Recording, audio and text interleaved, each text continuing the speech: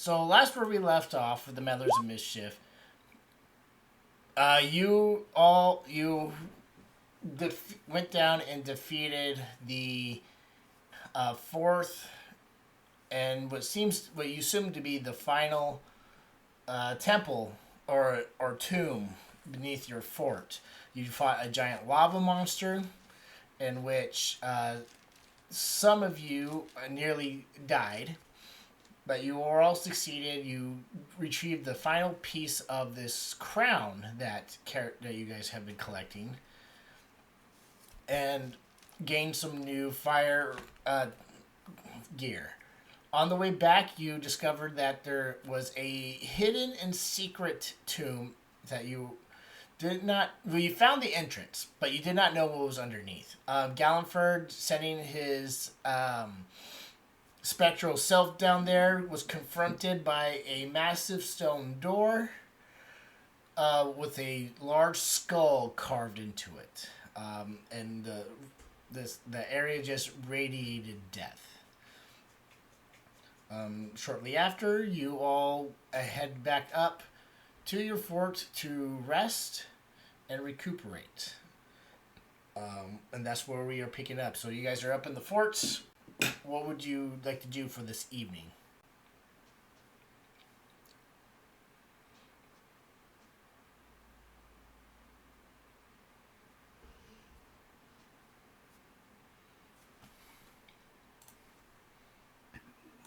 Uh, it's the evening you said? Yeah, you guys are back up after after clearing the fort. Not the fire dungeon.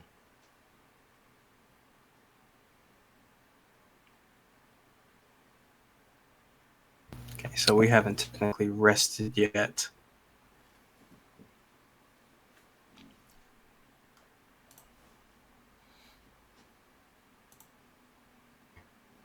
Downford is going to clean himself up since that hot ass area. Yeah, he's going to get himself all up and rested. Okay.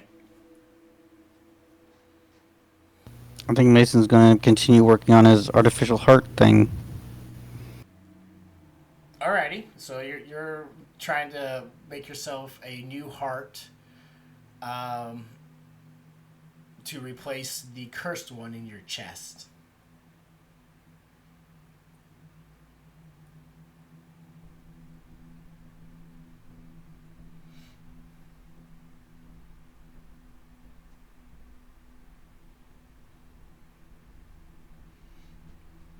Character win Stig. I guess Stig will join Gallenford, clean himself off. Okay, you guys go to the baths.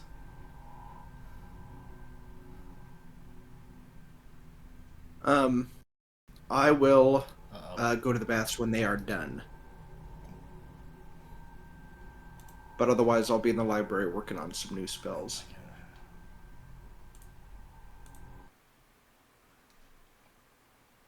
Okay. Um, it is a uneventful evening. Caradwin, you're kind of just chilling for a bit, studying. Mason, you're working away. But I think Carl, not the Carl, Sonia will join you, Caradwin, in the baths after the men.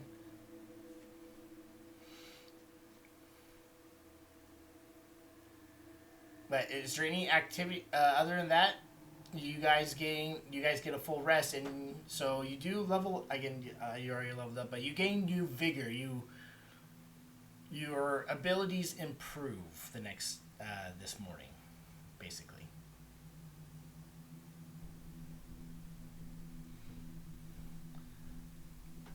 Gonna reapply aid to the party. I will well.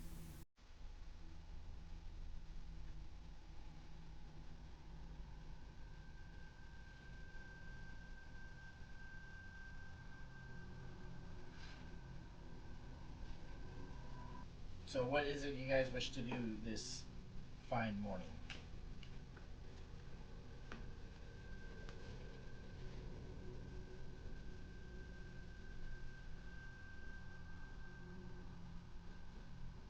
I guess the question is, do we want to bother with that new secret area that we discovered that was basically radiating necrotic death like energy, or do we finally want to tackle all those other things that had come up while we were on house arrest? What other things that came up during house arrest?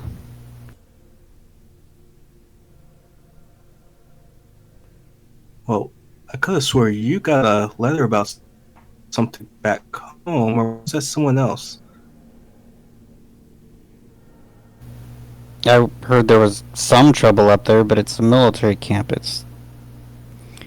I, that was a while ago, so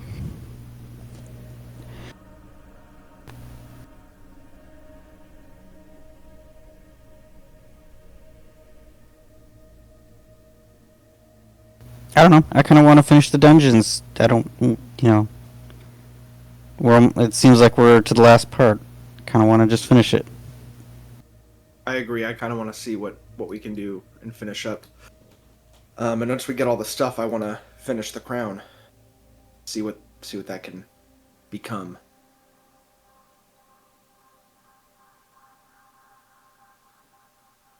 Wait, I thought we had all the pieces now. You do. Oh. Well, I want to make the crown and see what it does, and then use it to finish up the dungeon. Okay. Does anybody have any of the pieces other than Caradwin?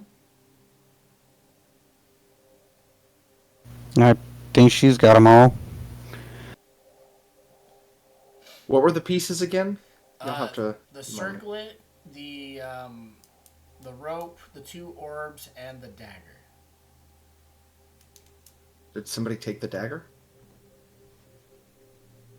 No, I thought about it, but well, I guess the shield hovers, so I could have, but I did not take it.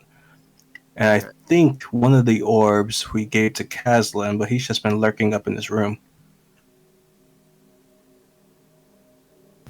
If it's a dagger, I think Stig's the only one who uses daggers, but he's been throwing the one I've enchanted for him for a long time. I'm still using a plain dagger. Okay. So then, yeah, I should have all the pieces then. Okay. So you go to the library and you begin to assemble this crown. Give me an Arcana check.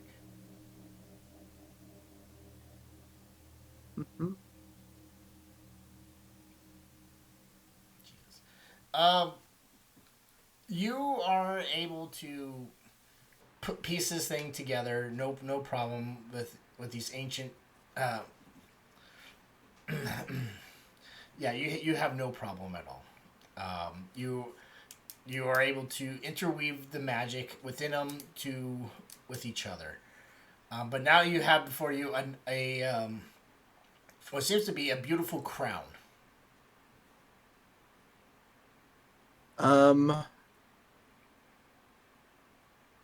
Sick. I want to do two different things. First, I want to ritually cast Identify, see what it does. Okay. And then, depending on what information I get, I might do another thing. You get a name from the crown, but you do not know exactly what it does because you ritually cast Identify.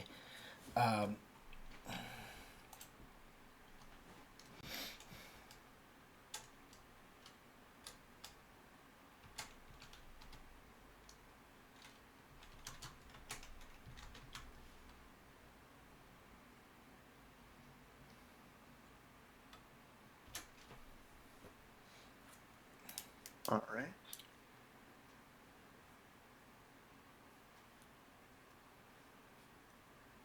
Then, now knowing the name, I will. Let me make sure I have what I need for this too. I think I do. Library. Yes, I do. Perfect. I am going to cast Legend Lore.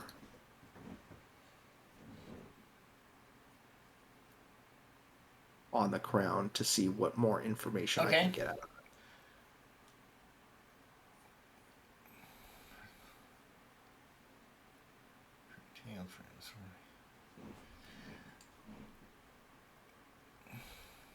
Named isn't. Okay. You get flashes of a past war between aberrations, things of not of this realm versus far off quote unquote Viking lands. Five heroes come together to forge these items and within to create this crown which their leader wears upon his head, which aids him to defeat a... You can't quite see it, but it seems to be... He seems to be fighting some sort of godlike being from his lands, and you also see that these items were forged by ancient dwarves, two brothers, perhaps.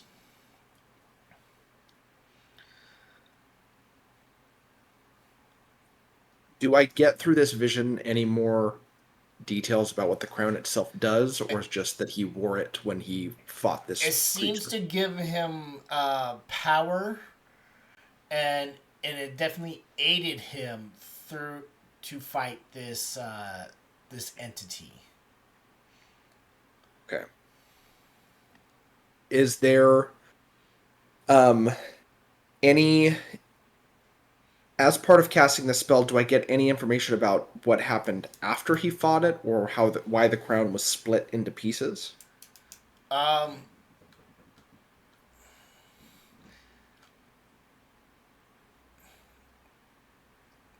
It seems that these warriors, while each holding their own piece of the crown, were able to fend off swarms of aberration like monsters. But when they came together, they had to bring it together to fight off this elder entity. But in doing so, all these warriors, including this king, lost his life during the battle. Okay. Well, I will wear the crown. Okay. Because I'm assuming I lose the bonuses that I got from the circlet. Yes, because this is no longer, because you combine them all. It's no longer the circlet. It's now one magical piece. Okay, but I will wear it in an attempt to, at some point, attune to it. Okay, We'll see if that happens. you will have to attune to it. Give me an intelligence saving throw. Oh, that's low for me. All right. You see an image deep below the earth. Some sort of skeletal knight resting on an iron throne surrounded by skulls and bones. It's almost like from the movie Dungeons and Dragons. You are rebuffed and flown back. It seems as though this item is still attuned to another particular source. Gotcha. We got to kill the thing at the bottom of the crypt so I can get the cool powers. You're going to take half damage. You're going to take 9 points of psychic damage. Okay. Somebody said we got aid, right? At the beginning of the day? Yep. Okay. Yep. Awesome. So you all hear a crash in the library. um, as character, and you run it, you smash into a bookcase, and all the books from the case just fall on top of you, basically. Ow. But fair. One more step to go to make this thing useful.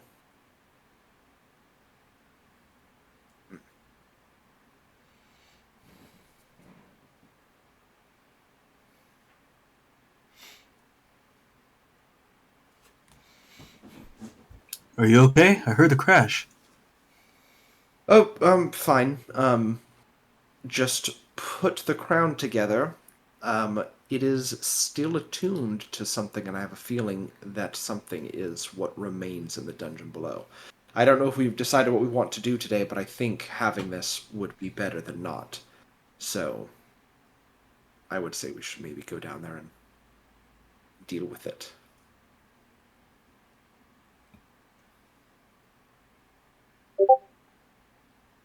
Well, it did sound like the others wanted to complete the dungeon. So my guess is whatever's behind that door is probably the source.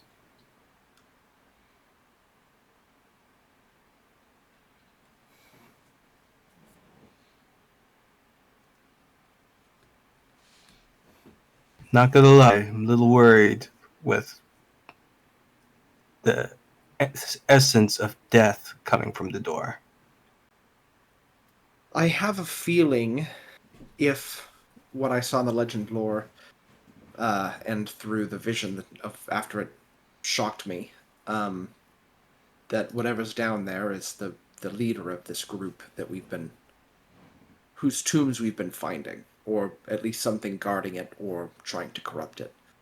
Uh, if it is him, a very powerful thing that is going to kick our ass. If it's a spirit of him, or if it's something that's corrupted, it's going to be a tough fight.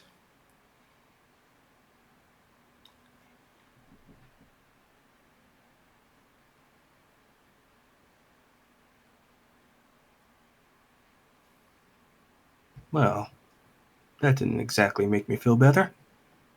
Oh, it'll be worth it, 1,000%. But I wanted to be honest about our odds.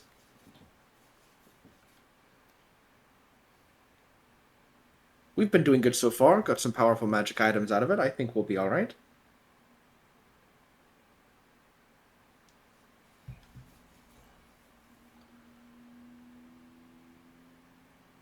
Though that said, I am nervous to bring the crown with us.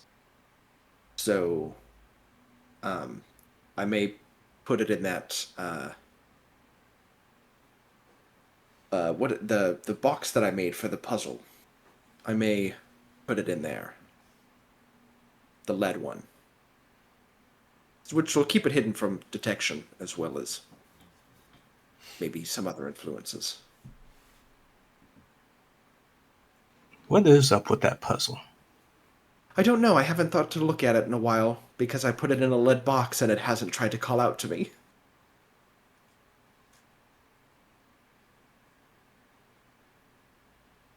That can be a mystery we can solve maybe after we do the dungeon.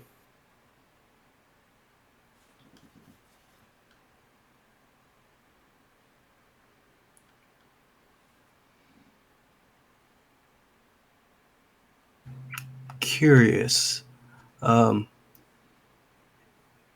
You and Mason would probably be the best to ask about this, considering the type of energy we might be dealing with. Is there any type of potion or spell that you guys are aware of that could help with necrotic energy?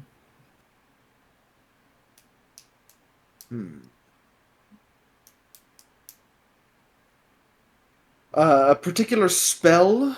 Not one in my book, but it's always possible. Things like absorb elements or basic abjuration doesn't really protect against energies like that. Um, but I'm sure there are ways. Potions, likely. There are probably ways to subvert that. but in terms of combating it, I actually think our cleric will be the best at that one.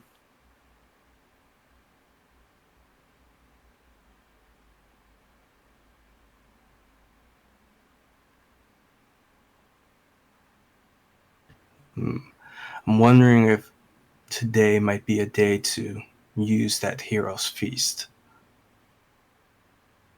I think so. Keeping our minds about us would be beneficial. There is a spell I wanted to learn about that, but I never really did take the time to buy the scroll. But yes, a feast would be good, especially if we want to go down today. Now, we could take time to prepare, but, you know, it's just another day.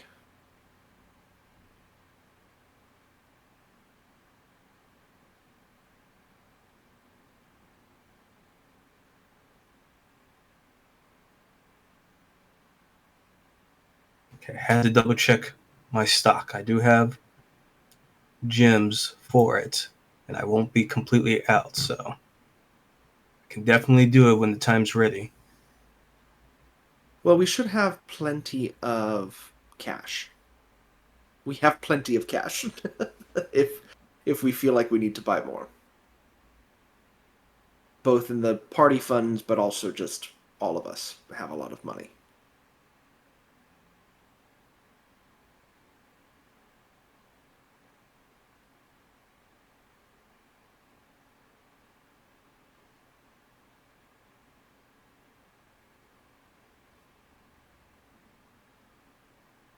Oh, I'll go double check with the others, see if they want to go tomorrow or are ready to go today. Maybe Mason and I can check with Bubba Joe again. Not a bad idea. He didn't lead us too far astray with his last set of potions. While you're doing that, should probably stand up off the ground. I have been laying here since I got knocked over. Oh my god. Hey, let me help you up. Thank you.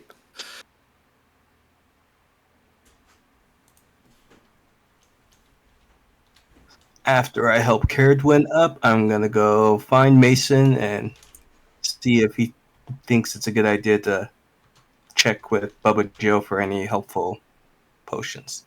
Okay. Yeah, let's go check with the Bubba Joe guy. I promised him more business if those fire potions worked, and they worked a treat. So let's go see if he's got more business. Alrighty.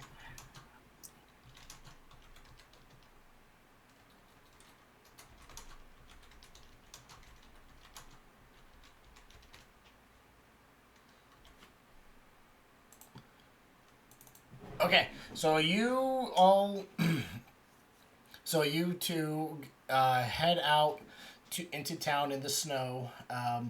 Sig, what are you doing?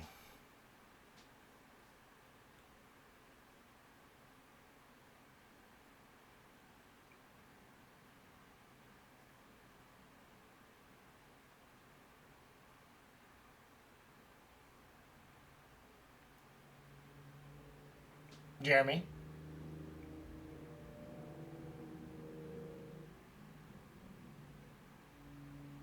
Who are you asking that to? Oh, okay, never mind. Jeremy. I guess I'm back at the fort.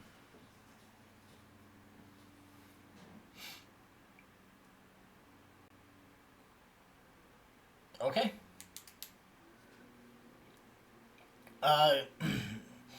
Mason and Galliford, you make your way back to Bubba Joe's cart. He is inside. He's kind of snoozing. Yeah, it looks like he has a jug of you see a brown gallon jug with 4 X's on it, sitting on his desk in front of him.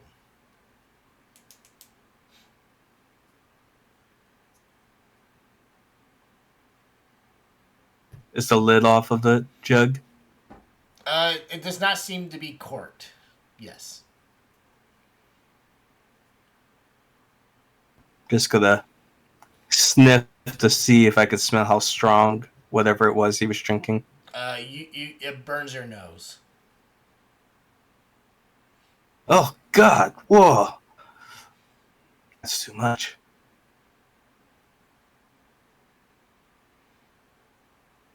I'm trying to think of what kind of illusion I want to use to wake him up.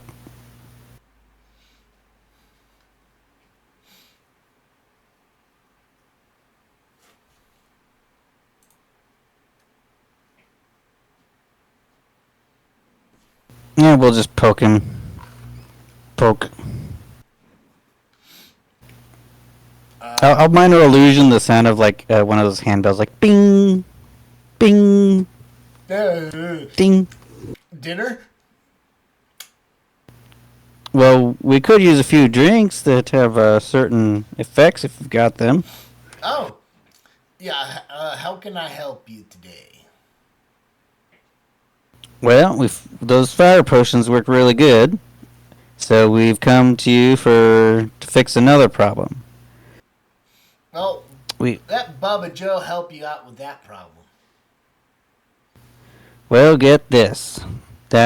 Those fire potions helped us get through this fire room, but now we found a room that emanates death kind of feeling. Not my kind of problem. No. Well, it emanates death.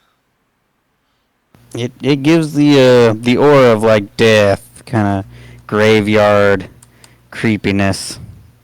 Now, Makes you feel like the Grim Reaper is standing right next to you. Now, what you're gonna want to do is you're gonna want this hero boomstick, and he grabs a stick that says "boom" on it. Well, Mason's gonna kind of gesture to his harpoon and be like, "This one goes kind of boom pretty good." Ooh.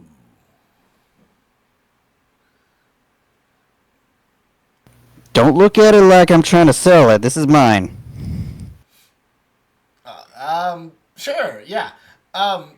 Anyways, about your death problem, what kind of solution are you looking for? Well, we haven't ventured into the room, so we don't know exactly what we're dealing with. We just thought maybe you'd have some sort of death resistance, like zombie repellent kind of stuff. The stuff that, like, rots your flesh. Okay, let's see here. He starts shuffling through his items, his concoctions, and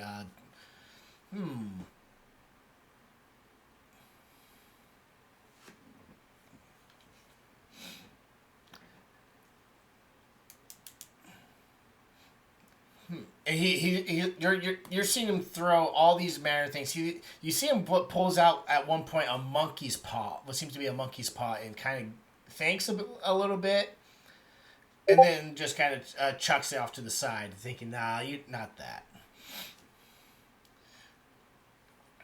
I've heard a weird story about a thing that looks like that. Weird that he would have that. Wonder if it's true. Do they not have monkeys where you're from? No, not really.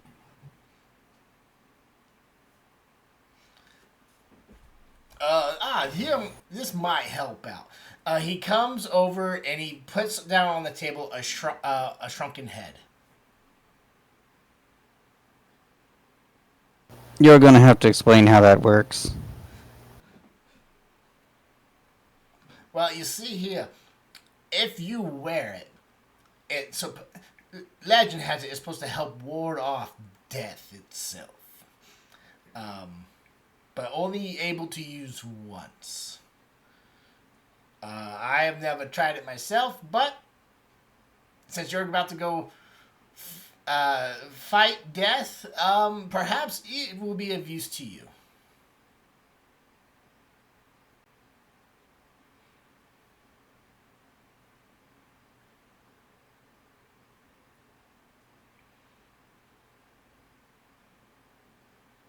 Would you mind if I examine it?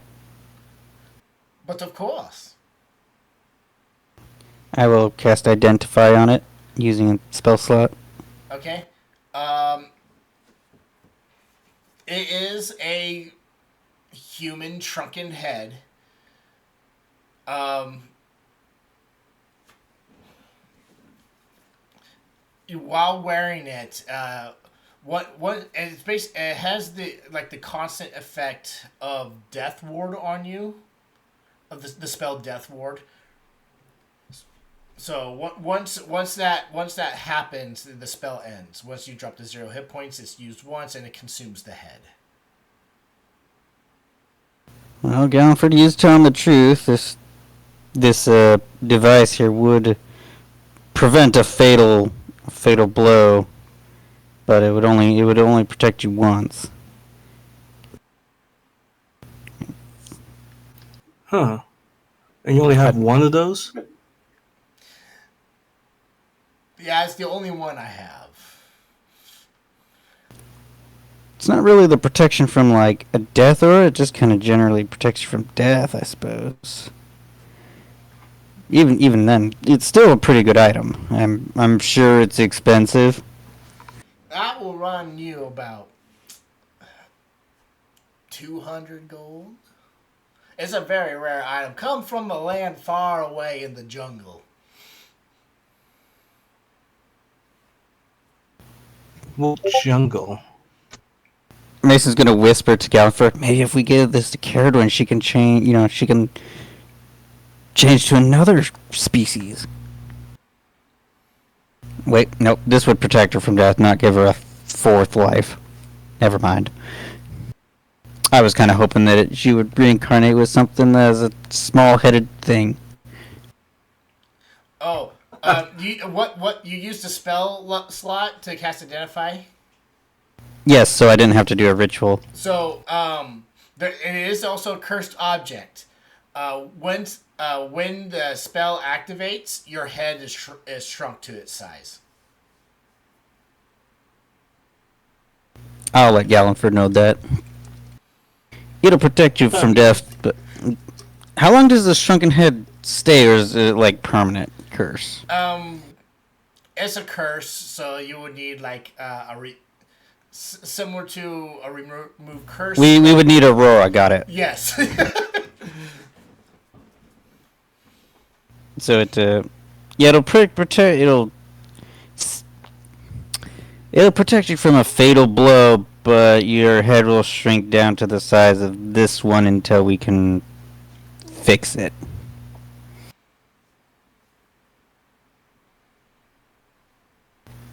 But whoever we give it to doesn't need to know that.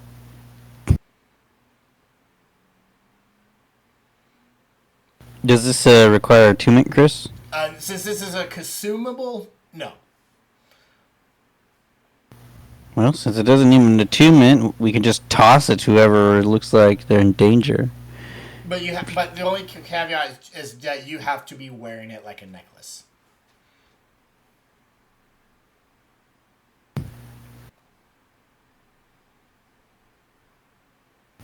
Yeah, I kind of think we should buy it. Maybe, if we don't use it, maybe I can tinker with it and try and remove that head shrinky part. Be like playing hot potato in the middle of a fight. Or if we just want to make sure our cleric doesn't die. I say we get it, but you're holding the funds, so.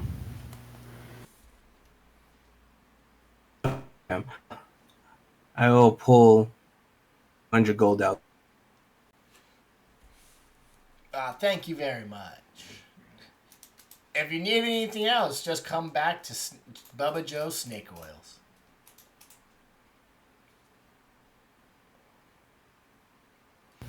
The whole party can kind of see in the dark, right? I think so. I think that Sonya can't. Do you have any potions or anything that would help someone see in the dark? The death and the aura, the death aura just makes me feel like it's going to be in the dark, and we want to make sure we can all see. Yeah, he definitely has a potion for that. He pulls out what seems to be another jar of liquid, but inside floating it are eyes, and you can tell these are cat's eyes.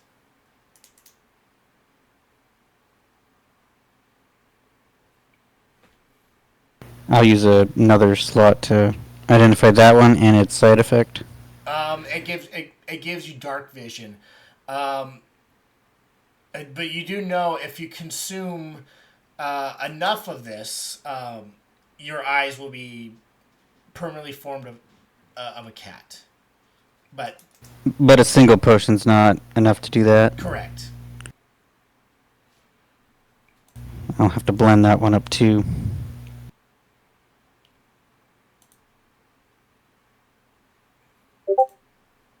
What do you think, Gownford? Anything else? You know, if it's some sort of crypt with death, or I'm expecting zombies and skeletons and, death. Hmm.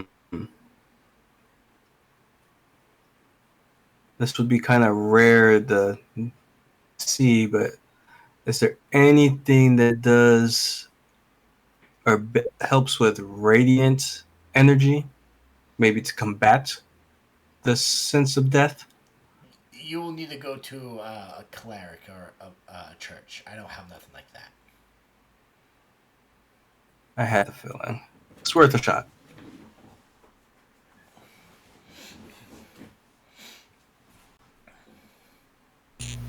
Well, we'll go ahead and. Well, how much was the dark vision potion? I don't think we got a price on that. 50 gold. Okay, we'll go ahead. Oh, that's simple. Yeah, we'll take that as well. And if we survive and we need something else from it, we'll come to you first. Thank you for your patronage.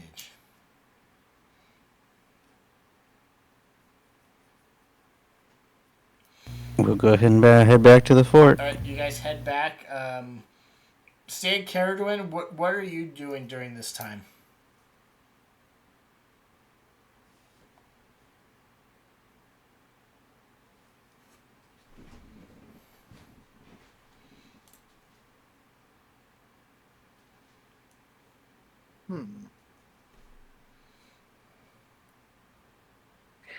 Other than putting the crown in that lead box that the puzzle's in, so that nothing happens to it when we go down below, and it's not used against us in some way.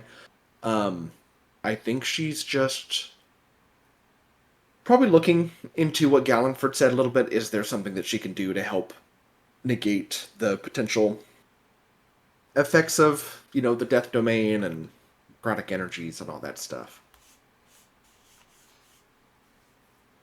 Okay.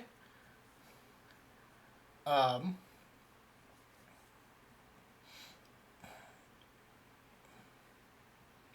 Stag, what are you doing?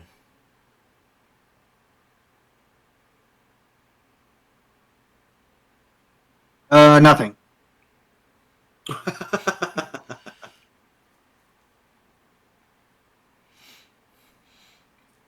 All right.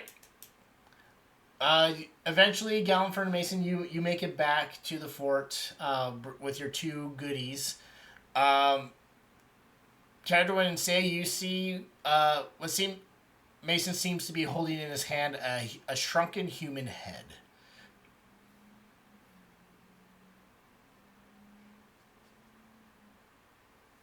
And a jar full of eyes.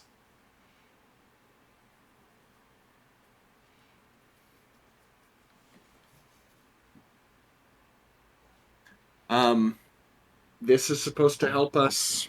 How? So the eyes will let someone see in the dark. We didn't know if Sonya had that ability naturally. I think the rest of us do. So in case this death ore is in some sort of crypt or whatever without any light, she can use that. This shrunken head will protect someone from a fatal injury, but it will also shrink your head if it does so. So it'll save your life once, and it'll prevent you from getting a big head. Does Sonya have to eat the eyes or just hold them? It's in a potion. I plan to break the eyes up into small chunks so it's unrecognizable when you swallow it. That's probably a good idea because the thought of popping an eyeball in my mouth disgusts me. Yeah, best you don't know what the fire potions were made of before I blended them into smoothies.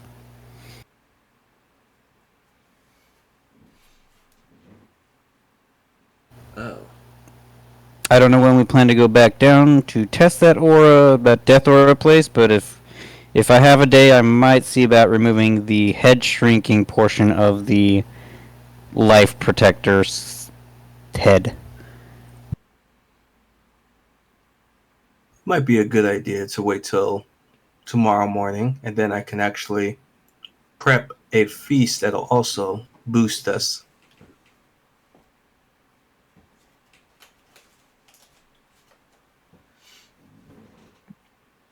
All right.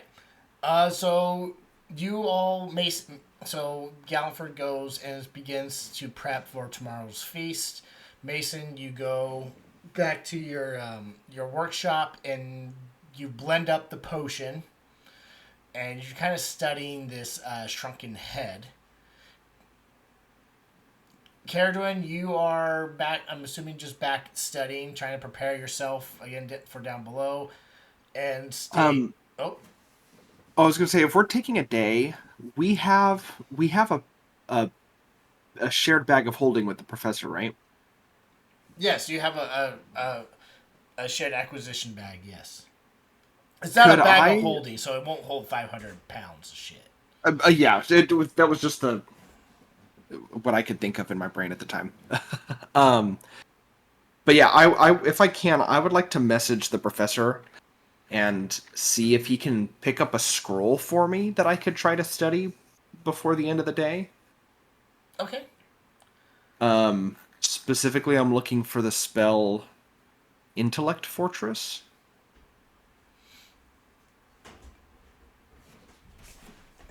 which is a third level spell if he can find it. It won't protect from necrotic energy, but it could help us with some of the other dangers that we could encounter.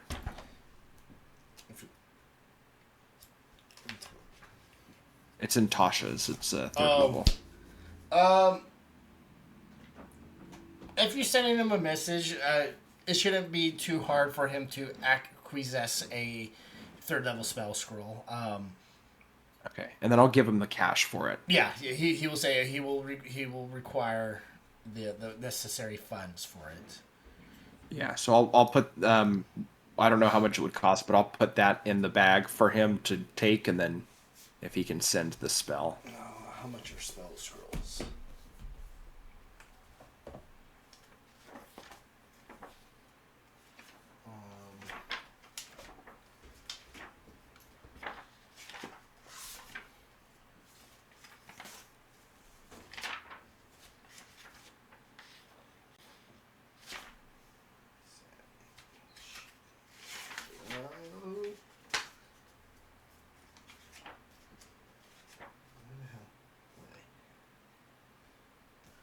Okay. Third level is uncommon, so an uncommon.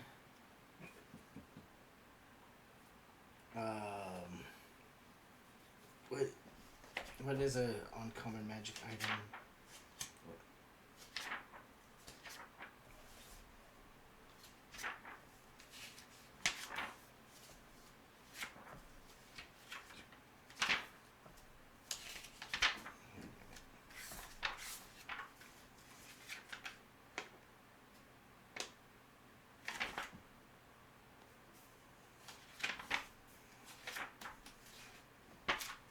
I can't.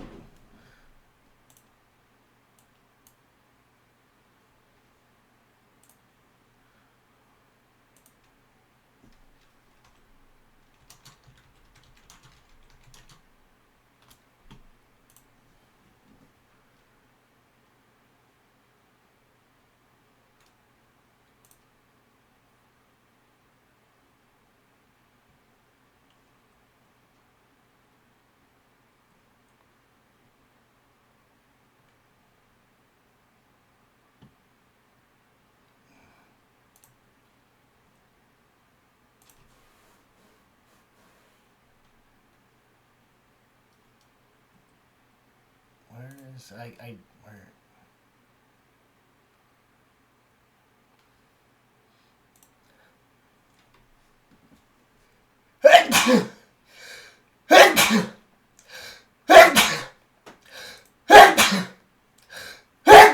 Ah! I'm seeing 250. Um,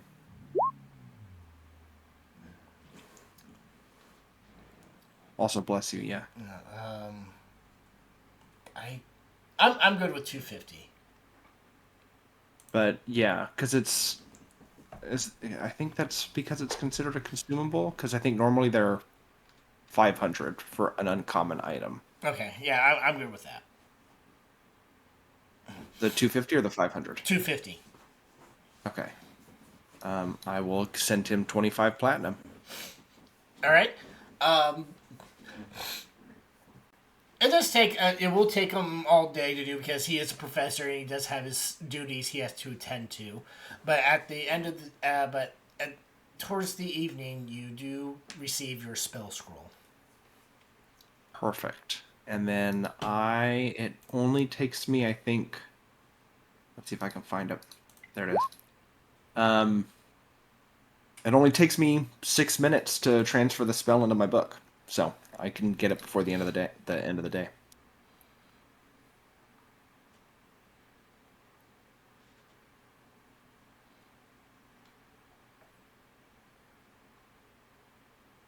Okay. Sick. Thank you, Professor. See, he is looking out for your best interests.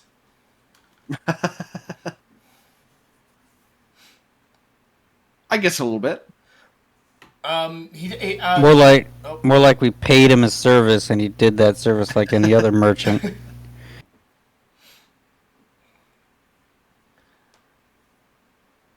He does ask what basically through another scroll, a letter or whatnot. He's been asking how you guys have been doing, what have you been doing to keep busy while you are under house arrest. He's just kind of checking in. I will just write that we are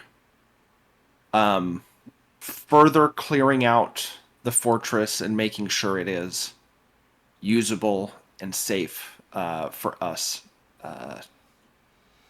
Yeah, I'll keep it at that. I'll keep it somewhat vague. Okay. You don't want. Tell him we're working on curing world hunger or something.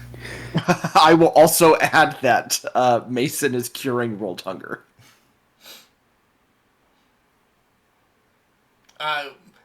You don't hear it, but back in his study, he kind of gives a chuckle at the last statement. But the next day comes. Listen, I'm telling you guys, a doomsday device would cure world hunger. You just I mean, technically, yes, it would.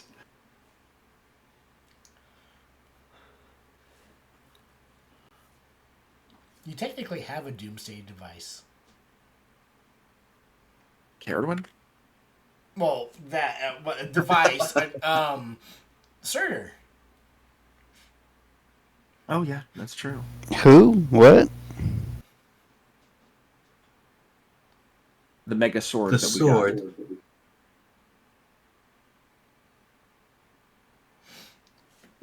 Oh, the explodey sword.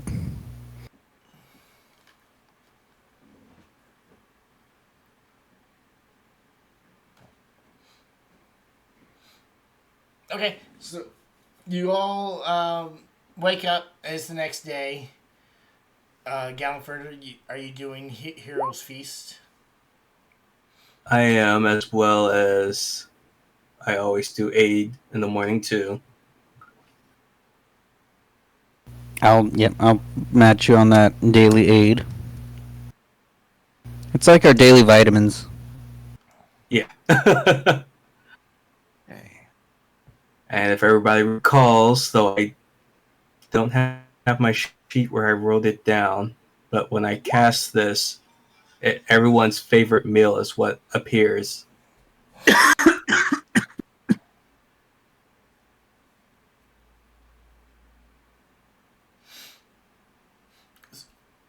So you all, magically prepared a wonderful feast with all your favorite food and drink in the morning. Um, what is everybody's favorite food and drink?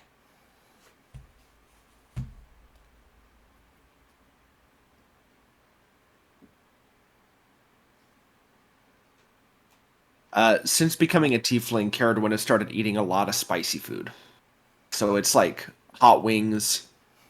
I was gonna say that as well. Mason's is all the spices, like chicken wings or buffalo wings or whatever. Lots of sauces and such.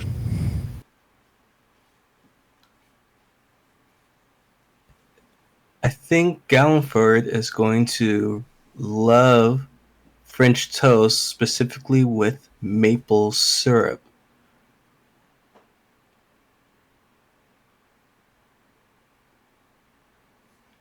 Okay, kind of reminds you of home with the maple syrup.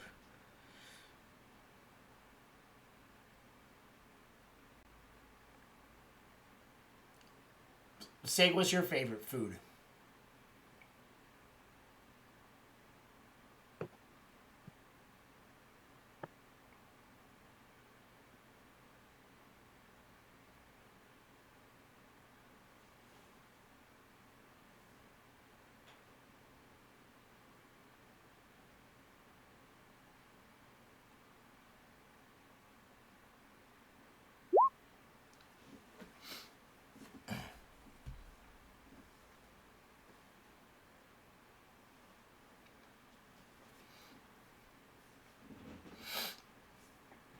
All right, so that 2d10s for the.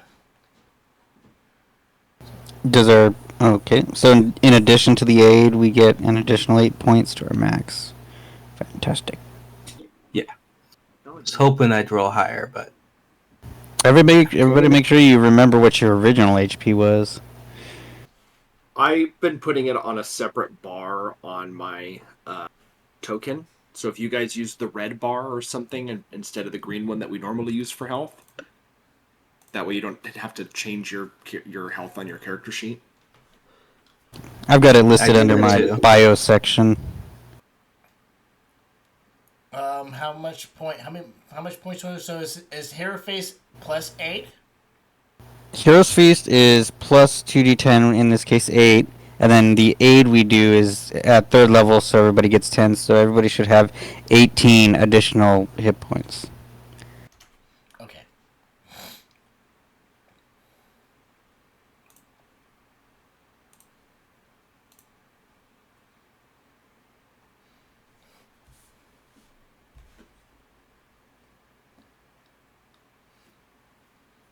As you are all preparing to go down into the dungeon,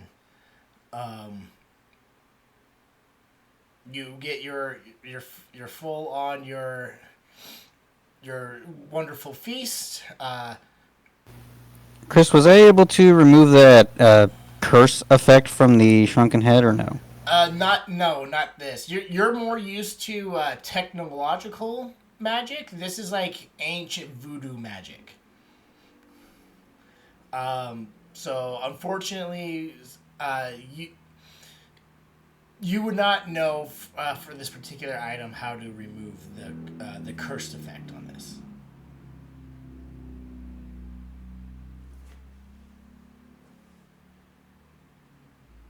Well, I'll hold on to it anyway. So you put it around your neck on the leather string, and you.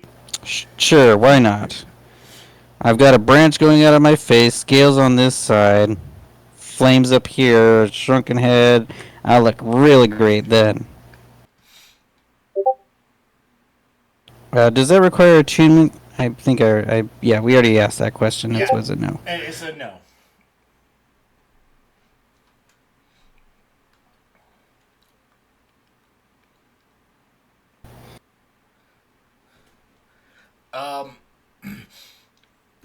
You all head down into the dungeon.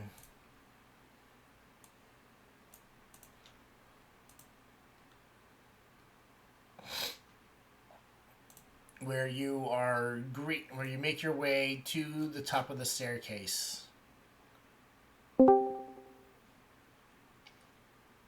Hello, Carla. Hello. Just a quick heads up. Galliford and Mason bought a shrunken head and a potion for you to see in the dark.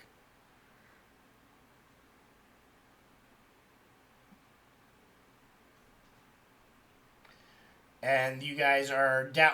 You just did Hero's Feast, so you have plus 18 maximum hit points. And yeah, you're down in the dungeon, ready to go tackle this unknown death tomb. Oh, did I move you guys over? Yes, I did.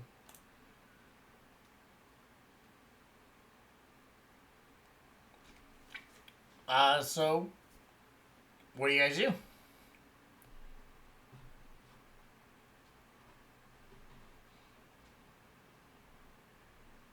Which direction are we heading again? It's to the right. It's that secret passage that we found in the floor.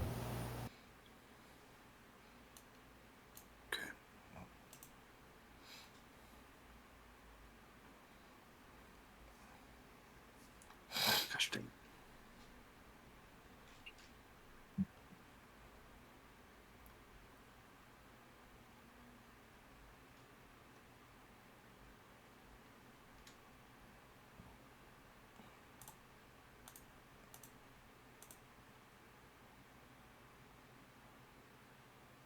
That 124 I wrote is your adjusted with the Hero's Feast, Sonya.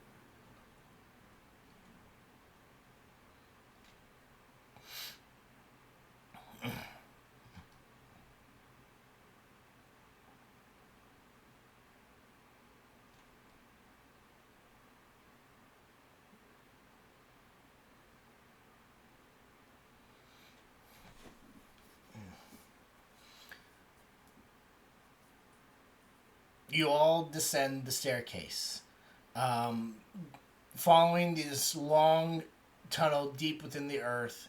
Uh, you eventually see remnants of death, and you feel the death miasma in the air.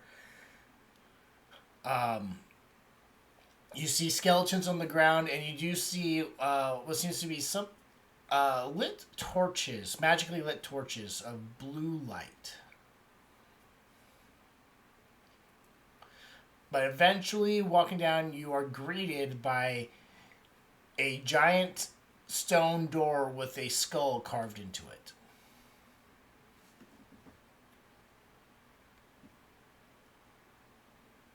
Very on brand. Mason will go up and see if the door moves in either direction. Push or pull. You don't see any handles on it. Must be a push door.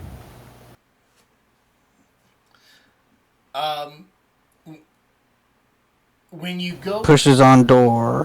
when you go to press on the door, it seems to open up for you inwards, as if to greet you all inside. Okay, so it's an automatic open door. Creepy. Like it opened up towards us? No, away from you. Oh, okay, then I did push it open.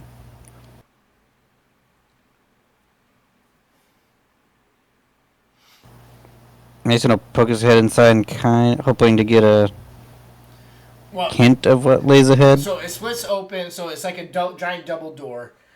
You all see inside what seems to be a massive throne room, and in the center of this room is a throne, an iron throne,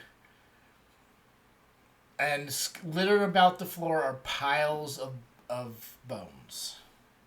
I will move you over. Okay, Caradwin, gonna make another bone regard in here? No, I'll pass this time.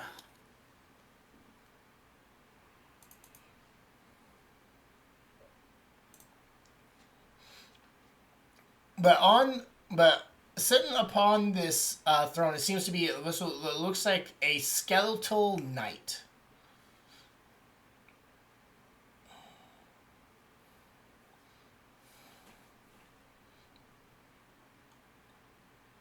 And he is unmoving.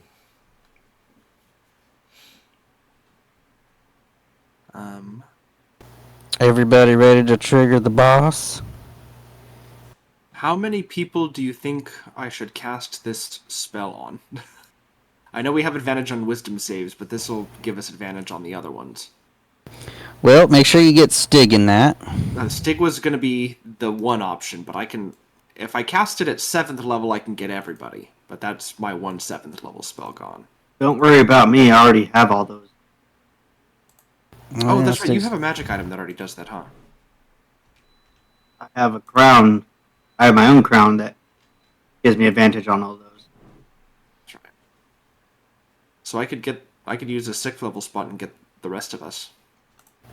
Might as well hit us all. These guys have been taking all our powers, so we better be prepared. Yeah.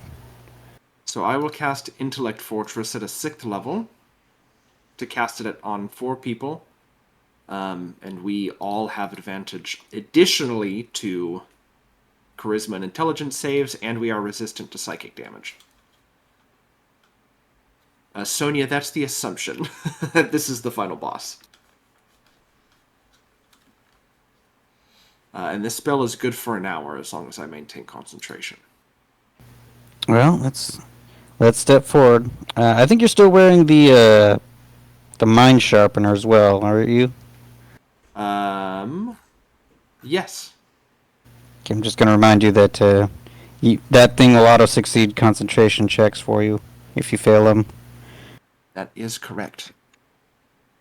Can you post that again so I can add that to my sheet? Because I don't know where I put that. I have it on there as an item, but I don't have the description.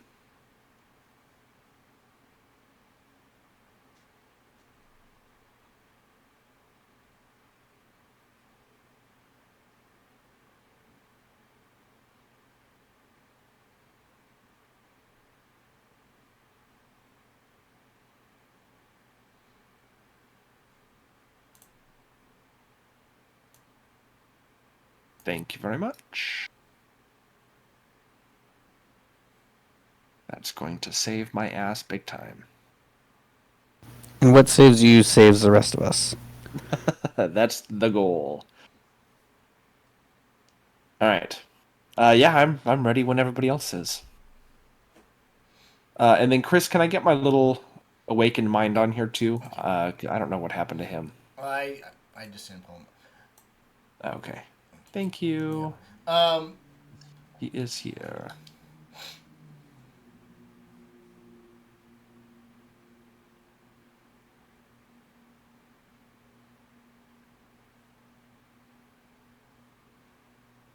Mason and Stigger are gonna approach the skeleton like like that JoJo meme. Like you're approaching me? so Stig, when you get there, you do feel almost a chill goes up your spine. The eyes of this armored figure begin to glow, and he stares at you, Stig, not saying anything. But he off to his side, he grabs a larger than usual long sword, adorned with skulls and rubies, and he wields this massive skull-like shield in his other hand.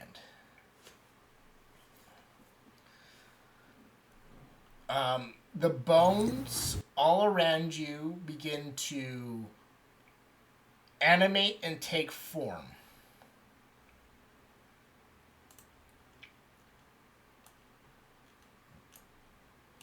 Including the large pile next to him.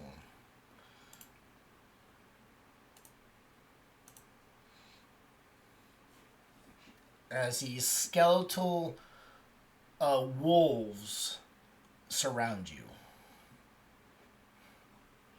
This large one still has patches of fur on him,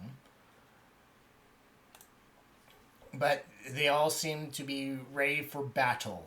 And cliche, I know, but when you guys get closer, the doors behind you close shut.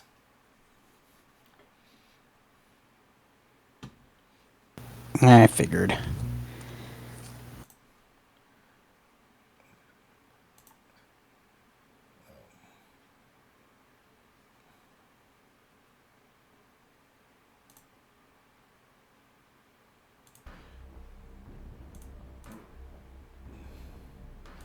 We are going to roll initiative.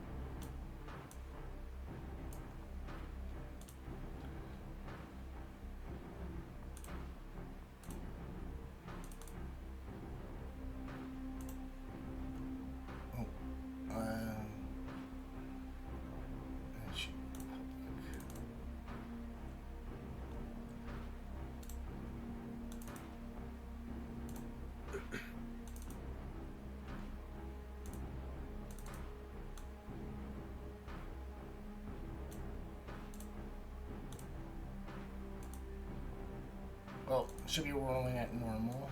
Oh, okay. Roll at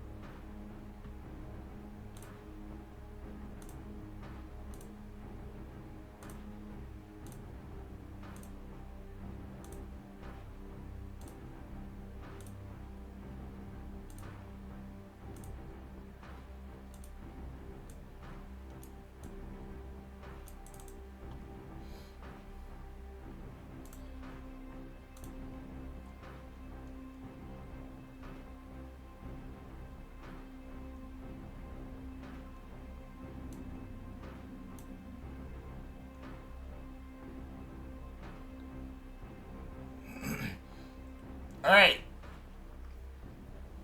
Gallonford.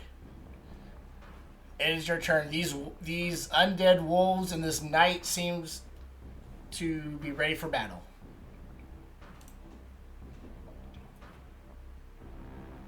Gallonford is going to trigger his Harvest Wind, accelerating his speed. So he's basically casting haste on himself. Okay.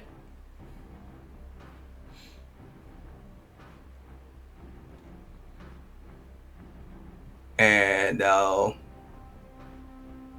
use one of the... Well, that costs my action, but I'll use the extra one to attack this guy here. Okay.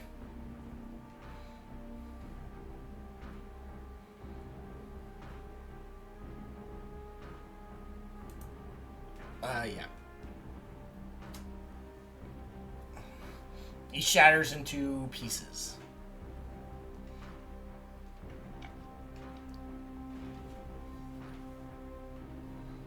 Okay, and that will be my...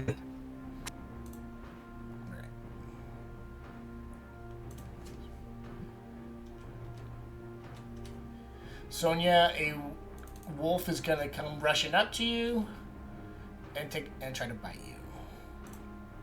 For 12.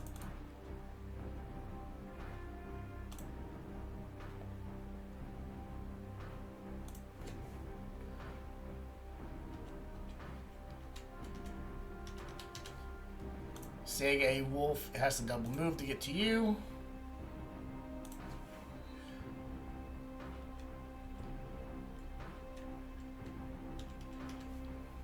Move.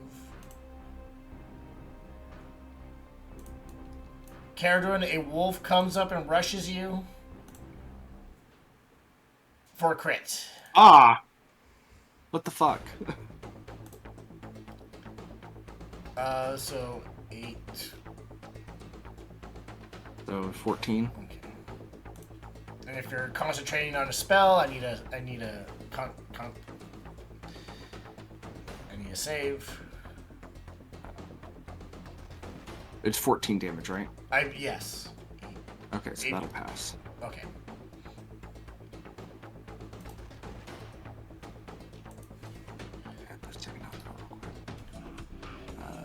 Galliford, a wolf comes up and charges you. He has advantage because of pack tactics. 14. Misses.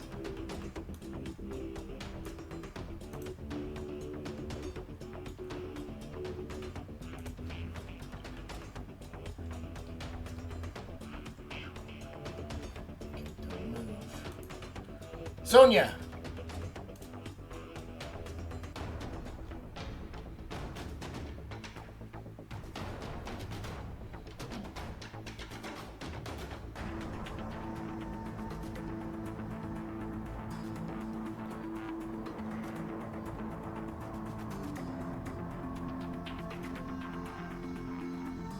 Yeah, that's an action.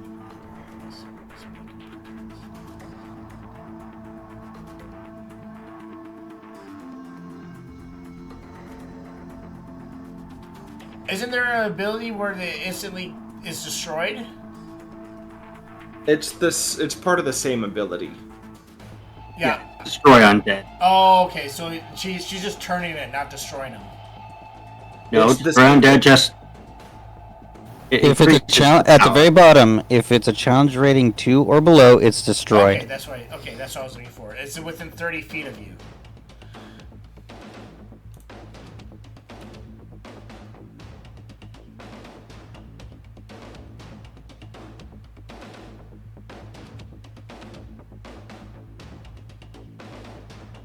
Okay.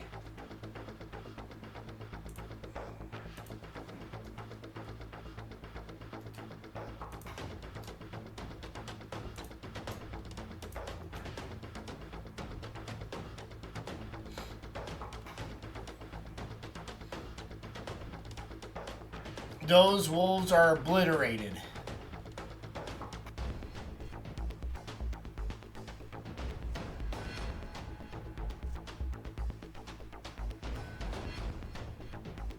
Good job, Sonia.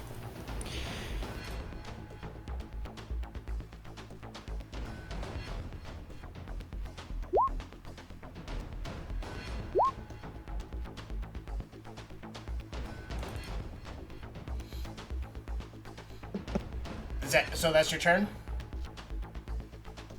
Stig!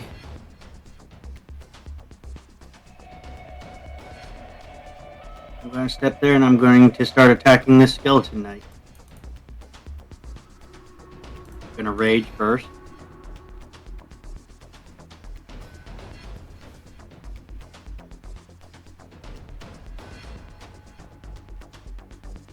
And I'm going to recklessly hit him.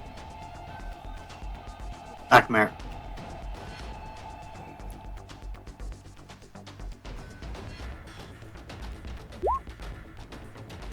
$22.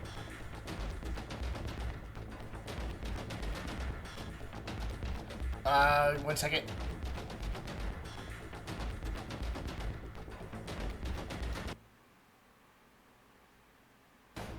Oh, we're not close. All right. 22 is the magic number. 9 slashing, gonna hit him again.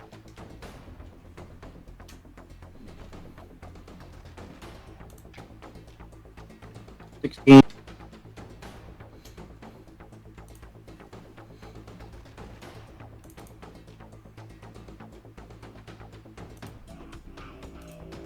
Gonna action surge, and I'm gonna do 2 attacks against the wolf.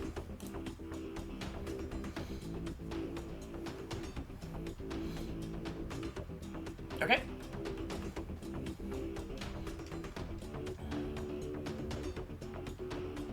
Okay, what?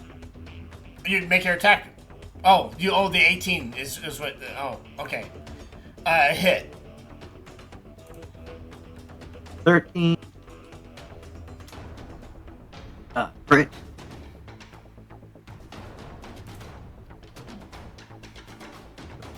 Another 31. And I'm done. All right. The wolf is badly hurt.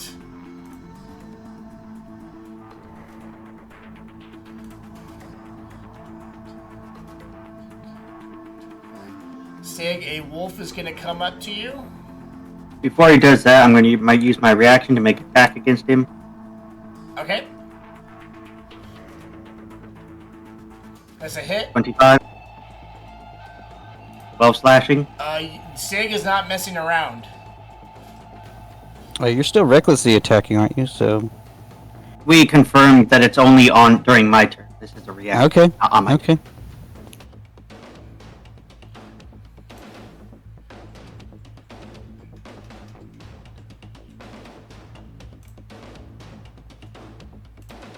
All right.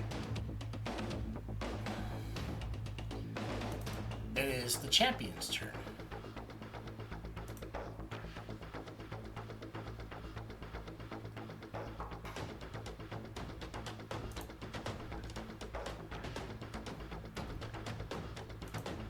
He is going to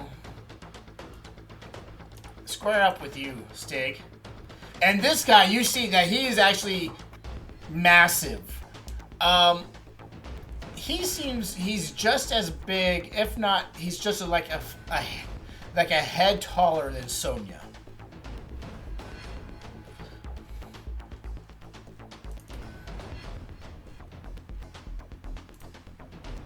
I've killed bigger. Reckless. You did a reckless attack, right? Yes. Okay.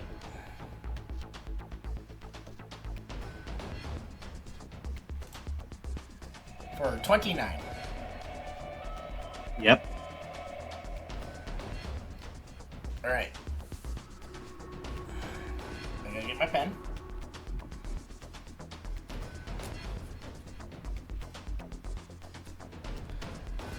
He's going to extend a charge to turn that into a crit. And okay.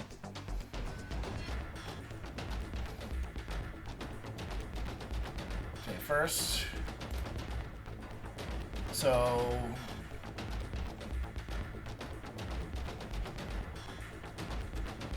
Well, that's max damage. So.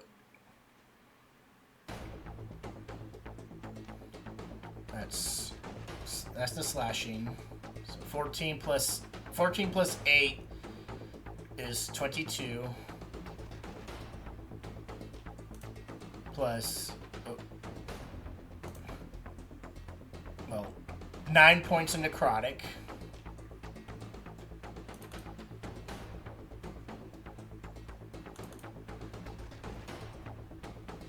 Then he's going to pump a divine smite into it.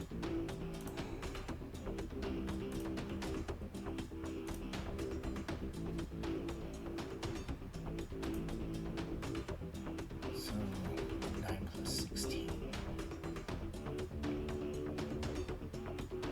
Another 25.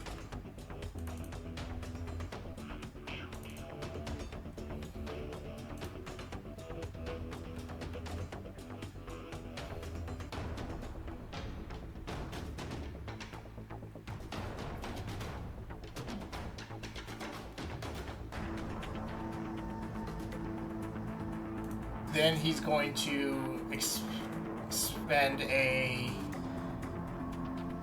I know I can stack smites. Where is it?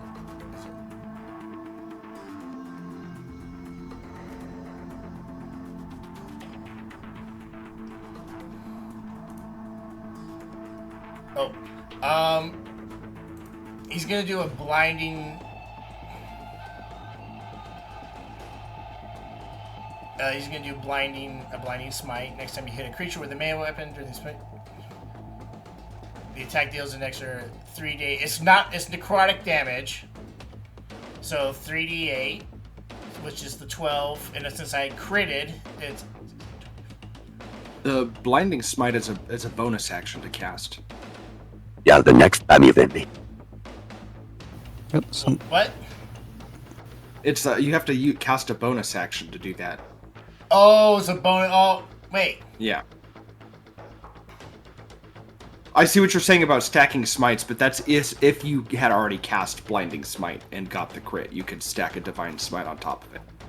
But Well, all the smites are bonus actions. except for Yeah, the but you- divine smite. Okay, now that you've cast Blinding Spite, the next time you hit a creature, you'd have to have it cast this before. hold on. Yeah.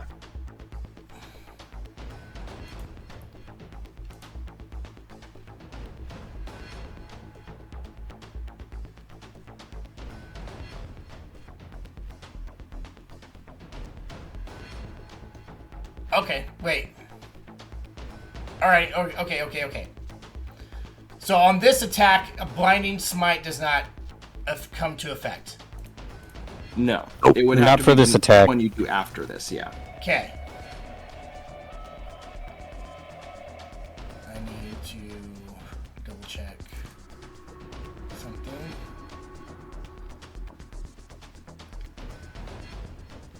Okay. Sig, it is going to attack you again. First bonus action, blinding smite.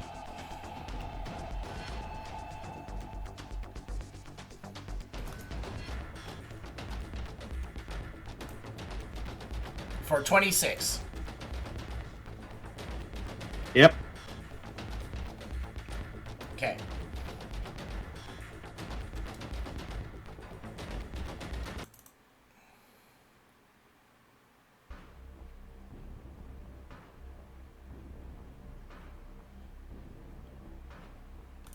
Is going to expend another charge to make it a critical.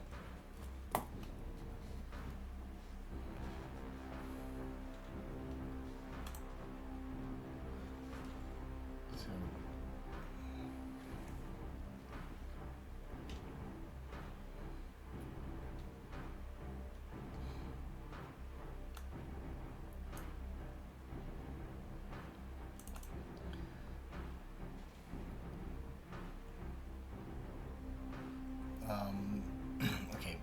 Now blinding smite comes into effect. So here. So I need a Constitution. So 13. Well, first 13 plus. So 8 plus 13 is 21. 21.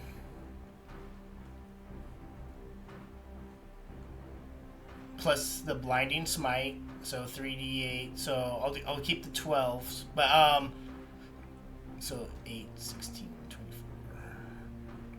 24 plus 12 is 36. I do need a con save to resist being blinded.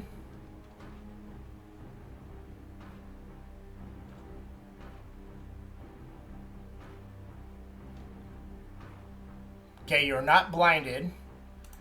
Oop. However, I need another Constitution saving throw, please.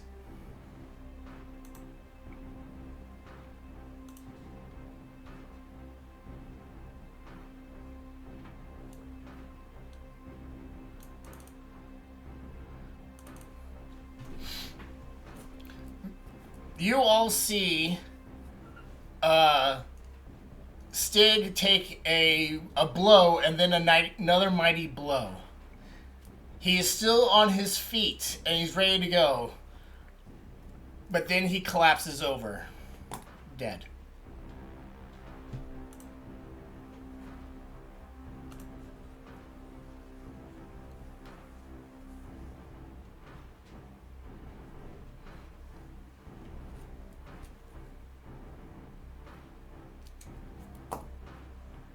Okay.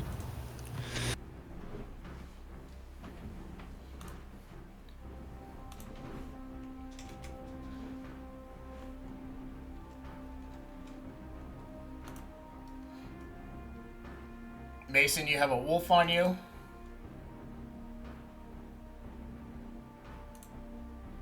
Uh, 15. Nope. Okay. Caradwin. What the fuck? That's crazy, brother. Okay, I really need to hope I positioned this right. I think I did. I'm going to, as a bonus action, move my spirit. 1, 2, 3. I think it was right here. 4. Sings did go down. Caradwin's like, absolutely fucking not. This is crazy. And we'll cast from him her new 7th level spell, Prismatic Spray, in this 60-foot cone. Okay, so the 2 wolves out there, and the okay, it'll hit those five creatures. Sick. So I need to roll. I guess I shouldn't have put the D8 there. I need to roll a D8 for all of them. It's a deck. Let me post the spell because there's a few steps to this. So first, I need a dexterity saving throw for each of those creatures. Okay, I'm gonna do the wolves, the normal wolves first.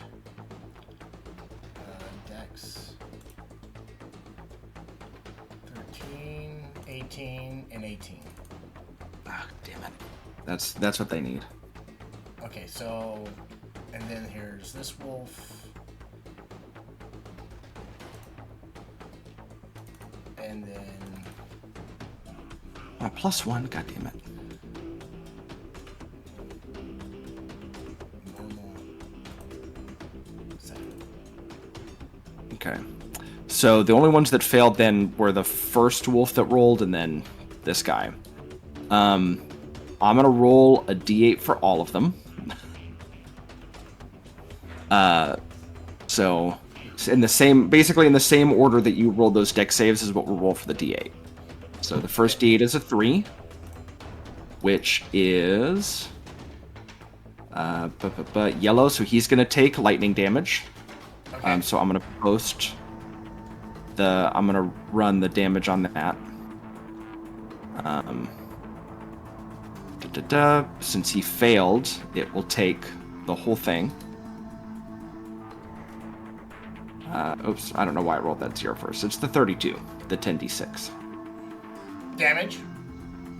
Yes, to the first wolf that failed. Okay. Second wolf that succeeded is a 5, which is 1, 2, 3, 4, 5 blue, so it's another 10d6 cold damage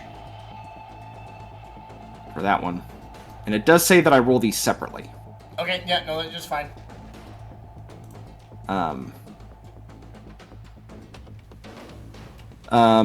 Third wolf, and he'll take half of that, so since he succeeded. Yeah, So he's dead. Okay, sick. Third wolf, who also succeeded, is a 4, which is 10d6 of 1, 2, 3, 4 poison damage. Oh, poison? Yeah. Unfortunately, the undead are immune to poison. Okay.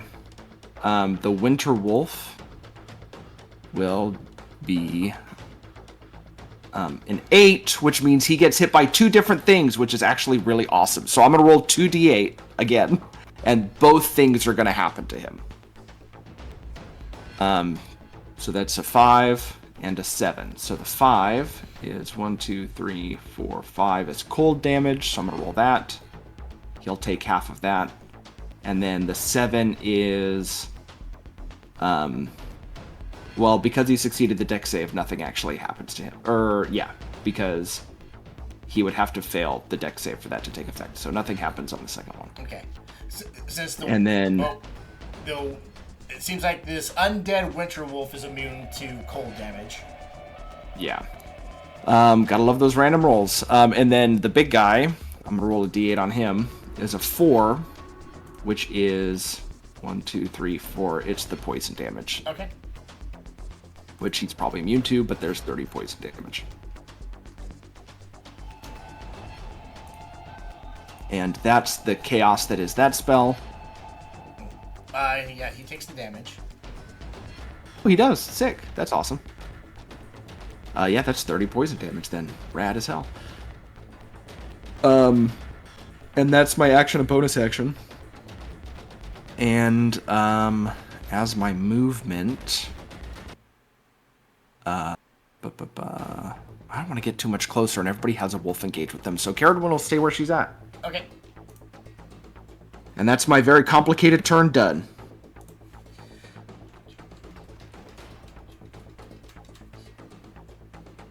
Mason.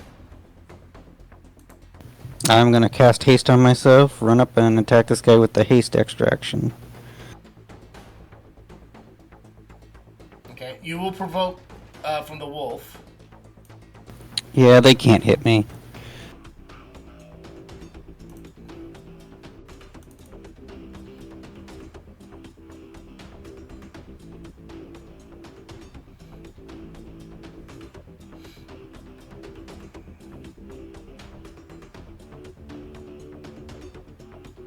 A 24 is a hit. 8 plus. For 13 points of damage. Okay.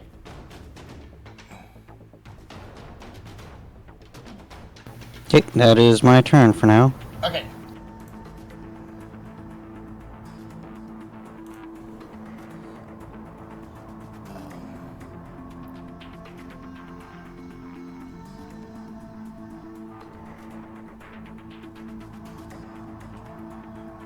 Sonia, this large undead wolf is going to come up to you and try to bite you. For an 18. Galliford. Galliford is going to move one step here, which will provoke. Okay. 22. Oh shit, you actually got me. 7 piercing. Give me a strength save first.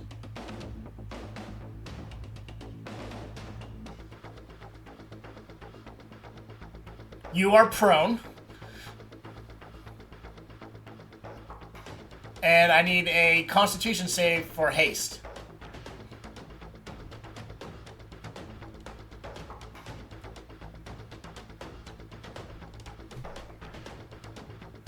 Does Carradin's spell does that work on? It's only for wisdom, intelligence, and charisma. Unfortunately. Oh, and spells are Constitution? Yes. Yeah. I always forget that. I'm just like, to maintain a spell, isn't that a wisdom save? But no, it's con. I'm going to use my inspiration to make sure I don't drop this. Yeah, that's probably a good idea. Oh my god. You are now. What did I have to do again? Well, so It's 10 or half the damage. whichever is highest, Yeah. and you got a 9, so you are lethargic.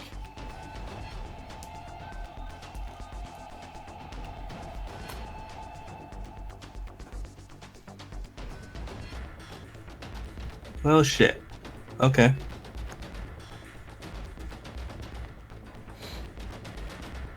I think that's your turn. Yep. This wolf is going to attack you right next to you with advantage. For 20. That hits. For 6 piercing. And you're already prone, so.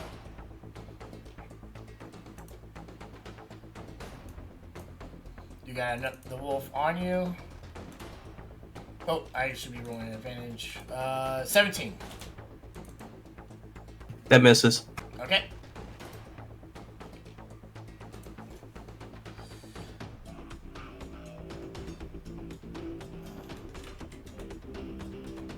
Mason, you have a wolf coming up to you.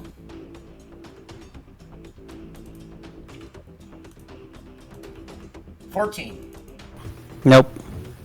Sonia.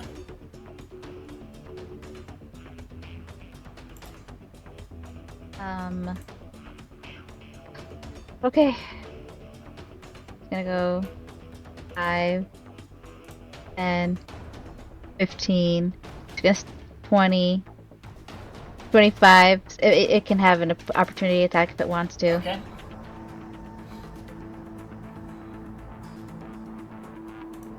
Uh, 22. Yep, that's a hit. 15 piercing, and I need a strength save. Okay.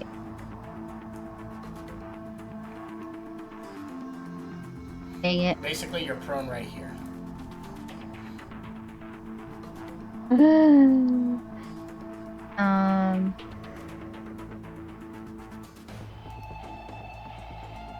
that case, she's just gonna cast a sacred flame at the Death Knight at disadvantage because she's prone. And also, I make the save. It's a saving throw. There is Oh, no yeah, you're right, disadvantage sorry. for that. sorry. Okay. Yeah. 12. You take the 14 sacred flame.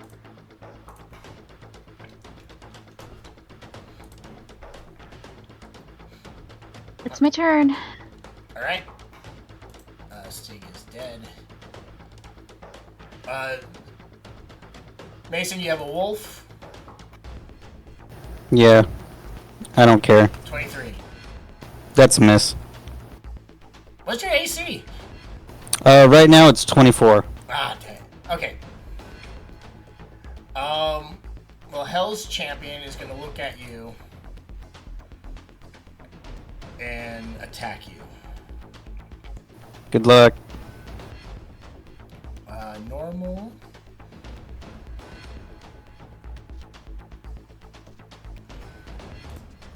For 27.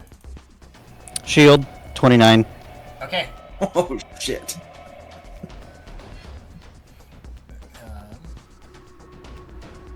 Oh, I need to do.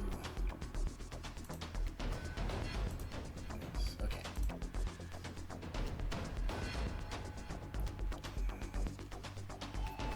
He is going to. You know what? He's going to try to attack you again.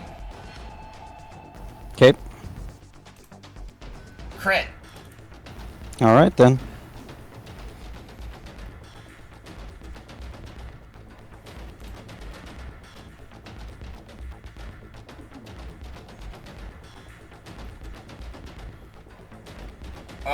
I now need you to give me a Constitution saving throw. Let's see, what is that total? 20... 23? Shrug off. Oh, wait, yeah. Do all your math first. So my ward takes 13 of that, which takes that down to a 10? Doesn't seem right.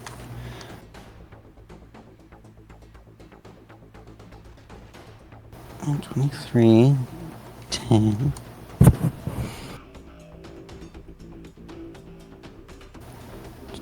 Ignore 3 for 7. So I'll take 7 points of damage. Okay. He's gonna pump. Well, he does have improved divine smite. So 8 plus 4 is 12.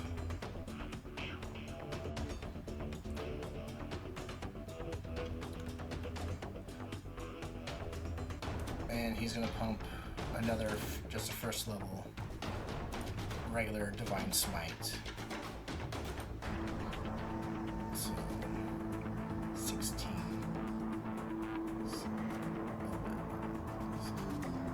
27.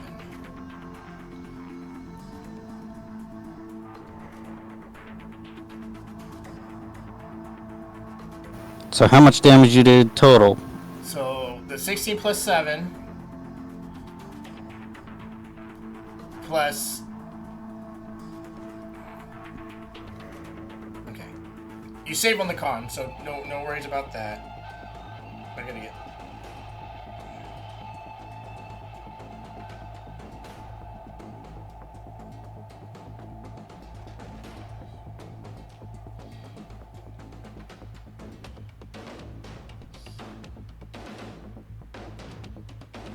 $62 points total. Okay, then I failed on the con because I'd have to get like a 30 something. No.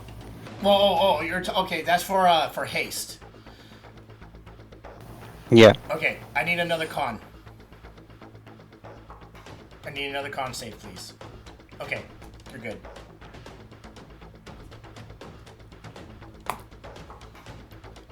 He's going to stay right there. You might as well just kill me now because all I can do is stand here. Sonia, you have a wolf on you. For an 18. Caradwin. Oh my god, I have no idea what the fuck to do. Actually that's not true. I have a straight line up here, so we're gonna do that. I'm going to just launch a big ass lightning bolt down this center lane here.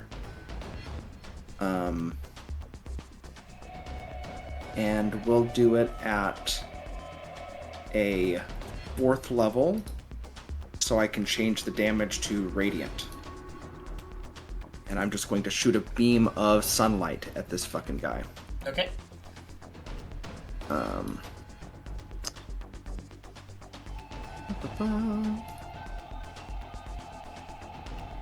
Straight down the middle. So the wolf here, and then The wolf him. is gonna die no matter what.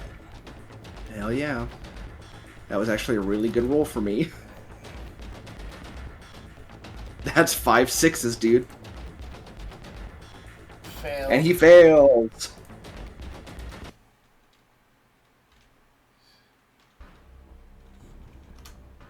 Alright. He's standing. Sick. And then as a... I don't think I can do anything as a bonus action. As much as I would like to. Yeah, that'll be... Unless Fafnir can do something that I'm not aware. I don't remember. No. Yep, that's my turn. Alright.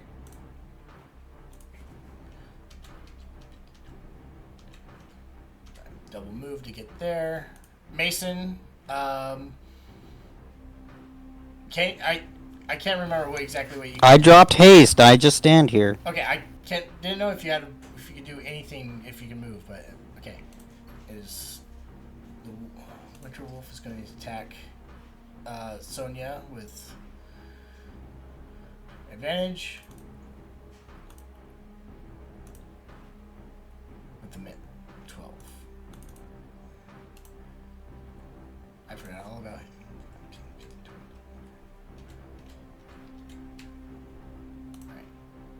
Gallenford, you're lethargic for this turn. I thought it was for that last turn that I lost.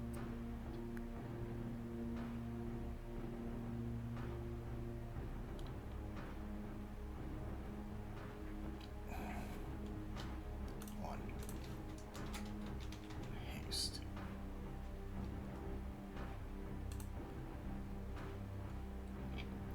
Do I lose 2 turns or? When the spell ends. You can't. When the spell ends, the target can't move or take actions until after its next turn, as a wave of lethargy sweeps over it. Yeah. So then my turn ended and came back around. Well,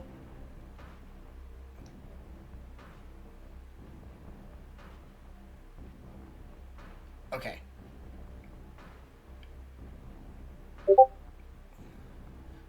Was it last? Okay, I need to help with the ruling because the way I'm reading it says after its next turn.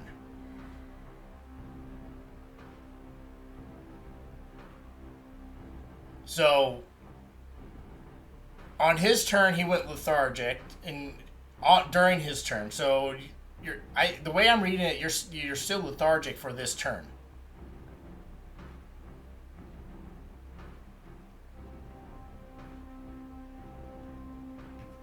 Okay, I'll let you do the rolling on it. Target until after its next turn.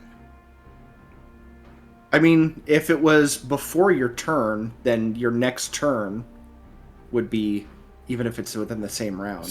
But you still can't I do think anything. it's like this. If he had taken his action and then lost concentration, I probably would have said this turn. But since he didn't do anything last turn, it feels like he lost 2 turns. Okay. No, I'm just trying to figure out because he went lethargic during his turn. Last turn. I guess another way would have done it is you get to finish a turn, but your next turn you're done. Yeah, because he didn't really get a chance to do anything on his turn. Okay. So yeah. Okay, you're good. Then you could go. You could make your turn as normal. I'm okay with that. But you're prone, and you have 2 undead skeletal wolves on you. I mean, you could also say that he loses a move, bonus action, and action. So last turn he took a movement and lost his action, bonus action. So this turn he can take his actions, but he can't move.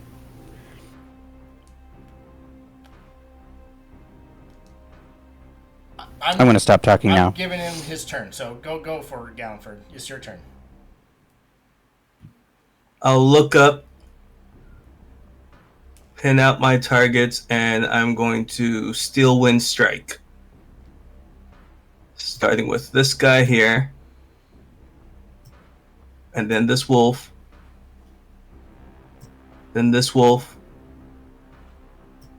then that wolf, and then that guy. Okay.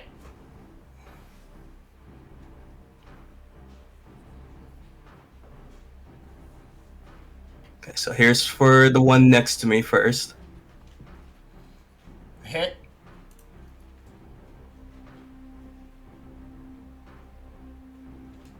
Oh, hold on one sec. Oh, that's the damage I need.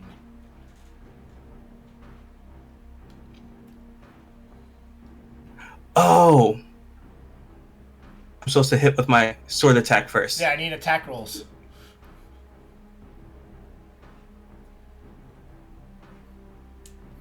Where? No. Okay. I just realized the button is off on it.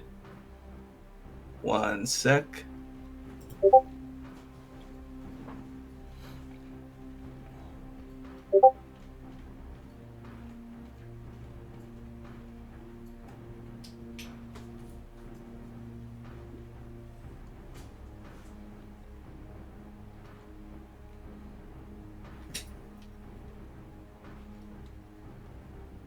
Okay, I'm gonna hit with Harvest Wind and then roll the damage if it hits him.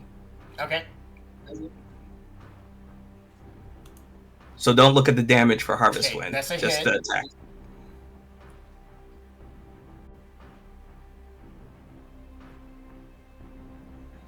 So that's the damage on the wolf from that. Okay. Here's the one on the Winter Wolf.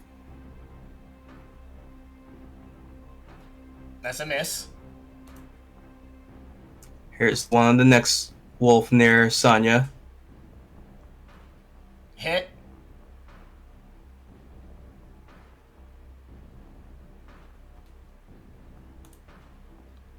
Here's one on the other wolf next to Sonya. Hit.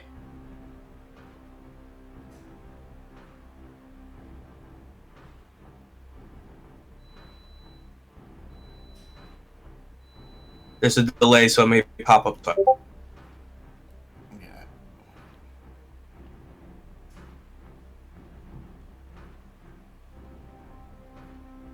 Okay. It's the first one.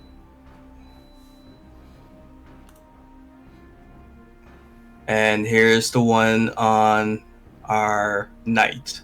Okay. That's gonna be a Shit. miss.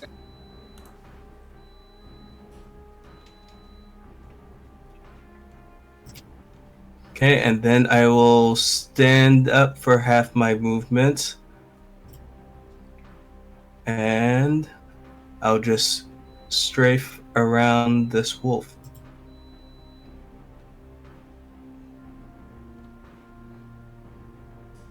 All right. And that is my turn. The wolf is going to attack you with normal. With 11. Misses. Mason, you have a wolf with advantage. 21. Nope. Sonia.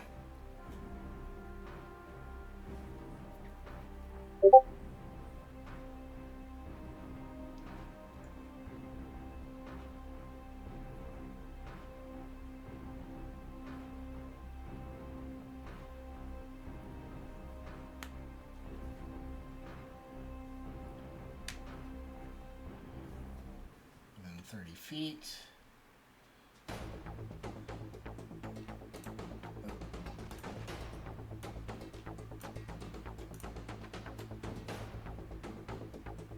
Okay.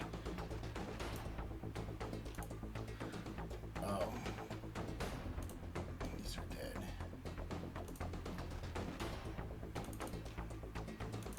The winter.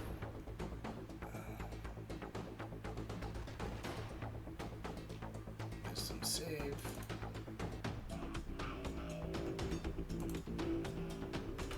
Okay, the winter wolf is frightened of you. Or turned.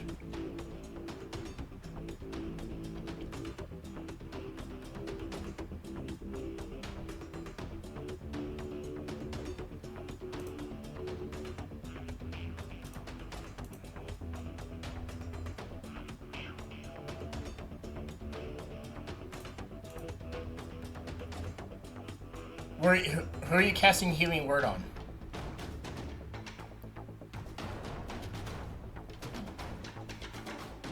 As you cast the spell, the bone-chilling aura around you negates the healing.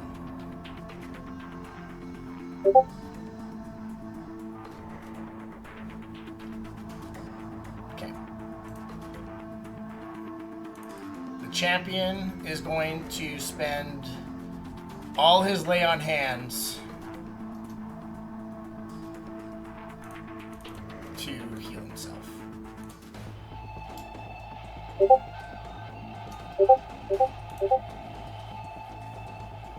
As an action,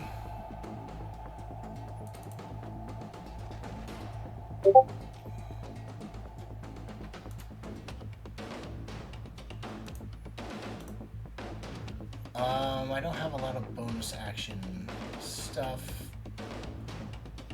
So he's gonna just stand where he's at. Caradwin.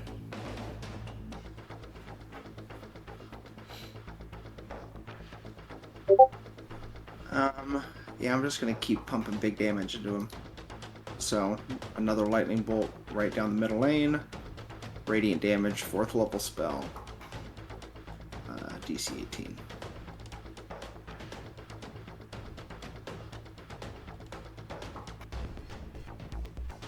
Oh, dex save.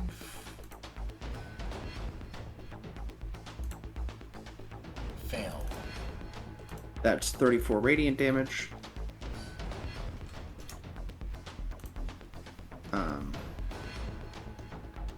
And that's all I'm gonna do. Actually, I'm gonna move closer. 5, 10, 15 to there. All right. Mason. Just stab him a couple times, I guess.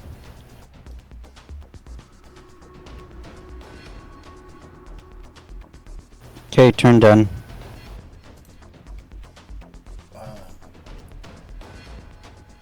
Oh shoot! I gotta spend my entire turn moving away, don't I? Yarp.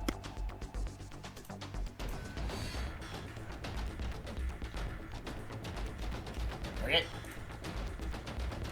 Galford.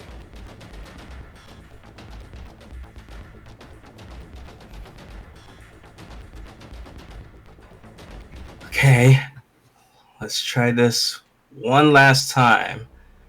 This time I'm going to do it at 7th level. Steel Wind Strike. Start with this wolf here and end with the knight.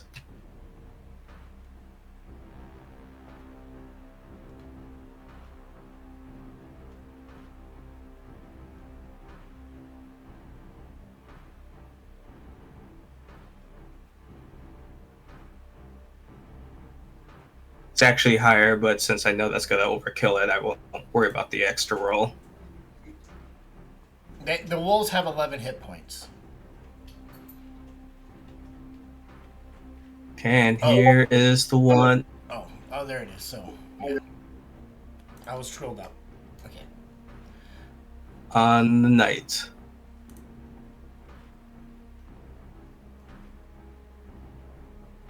Fuck. 15's not going to penetrate his armor.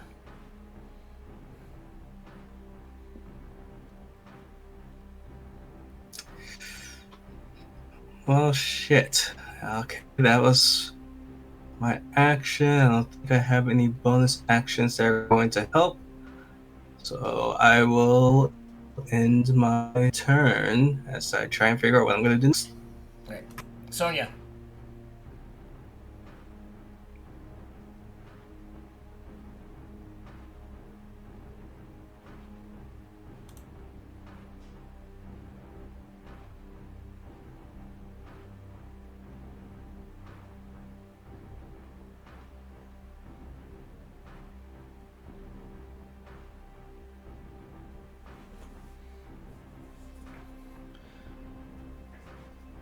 You go up and place your diamonds on Stig, and you begin to quickly revivify him. However, it seems like the spell does not take effect as his soul cannot return to his body. And then you look up, Sonia, at the knight's sword and see one of the orbs glowing, one of the rubies on it.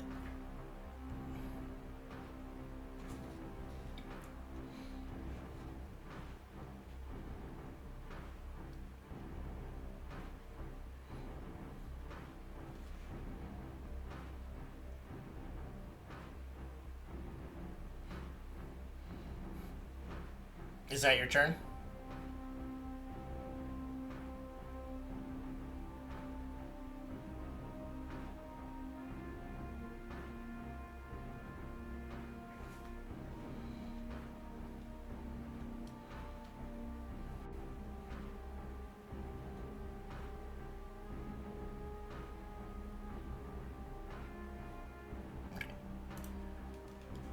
The knight, seeing you trying to revivify, is going to go here. Mason, he provokes.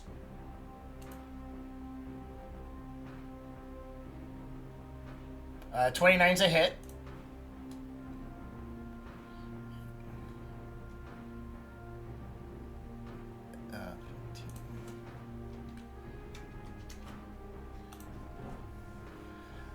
Sonia, you're prone, right? Because to try to revivify Stig. Okay. We'll raise up his sword for a crit.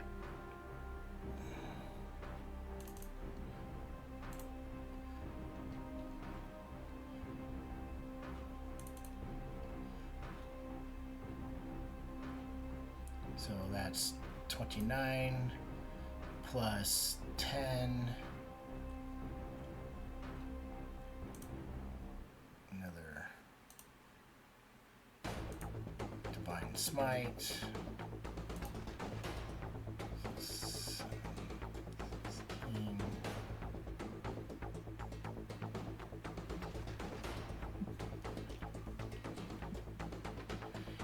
62. 62 points of damage.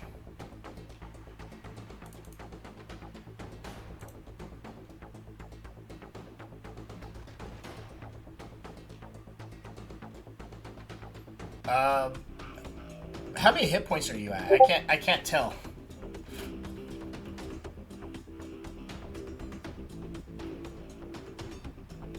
You're at 32 hit points?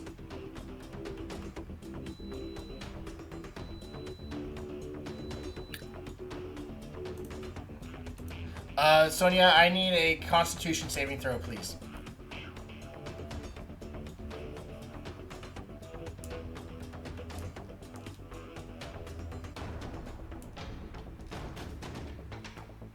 Alright, you succeed. You are not instantly slain.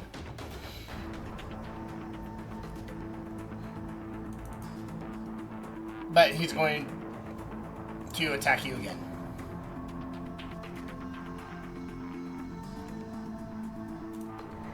For 15.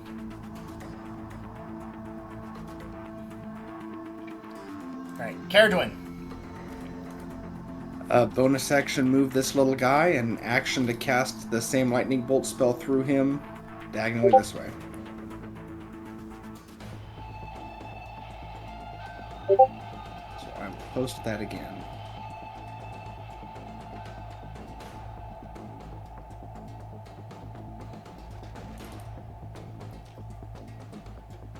It's my last 4th level spell, too. Oh, I'm not at advantage. I fail. 34 radiant damage. Okay. $15, $20, $25, $30 to there. And that's my turn. Alright. Mason.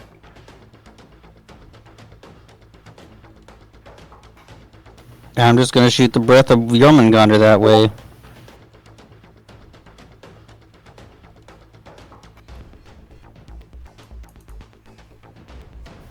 Straight at the Death Knight guy.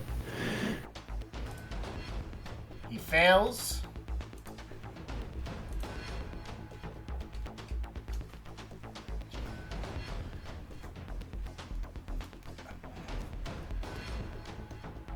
Sonia, you as you look up at him, and so do you, Mason, as you blast him with lightning, you see 3 of the emeralds on his helmet go out.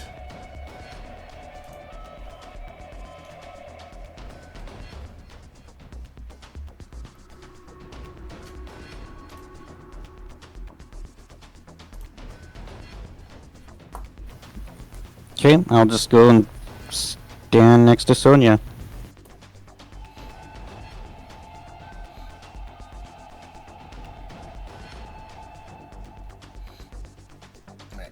The Winter Wolf is going to take the dodge action because he is turned. Galliford.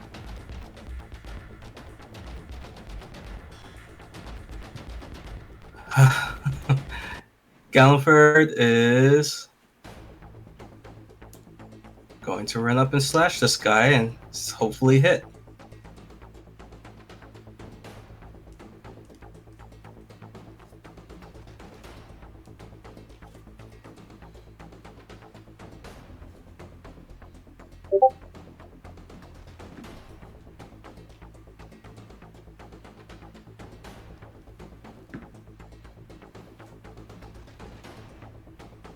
Oh, 20, yeah, 25 is going to hit. Piercing.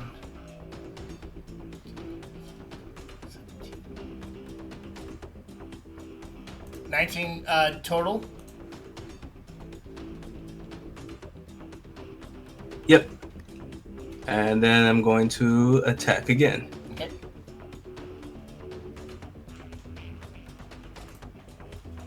Uh, 16 will miss. 16 will... And then I will roll back thanks to mobile.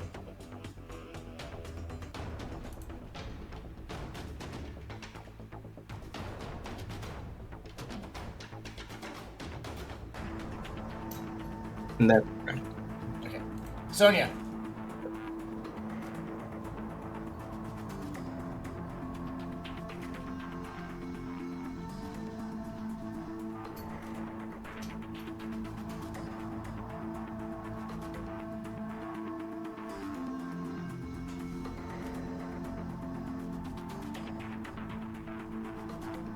Okay, no problem.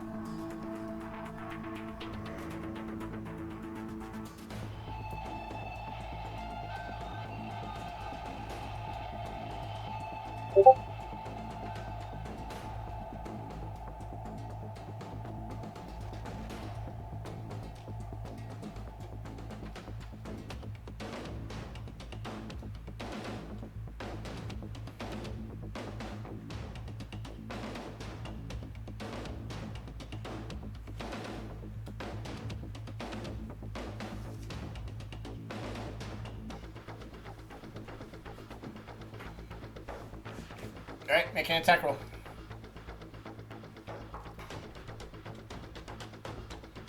Uh, 18 will unfortunately miss.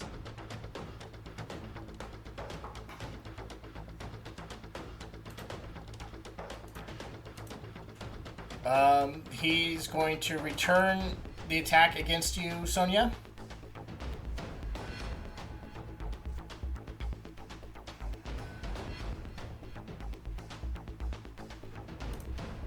For a 13. Okay, he's going to attack you again. For a 19.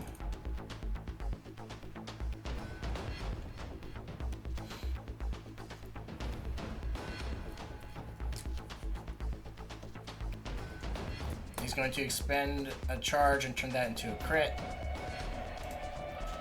So 7 plus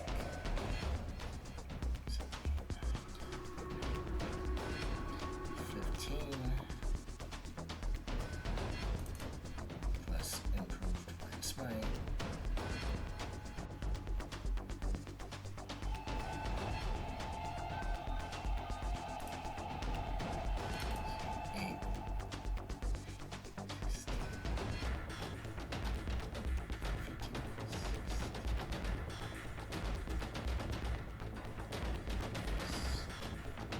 Uh, 31 points total.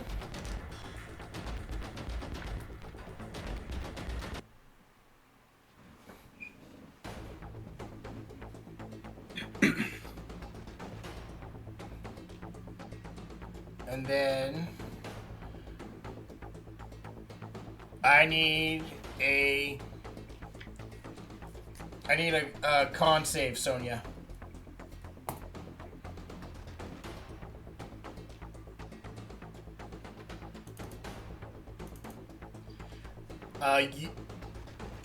Your life force is sucked into the sword, and you are technically dead.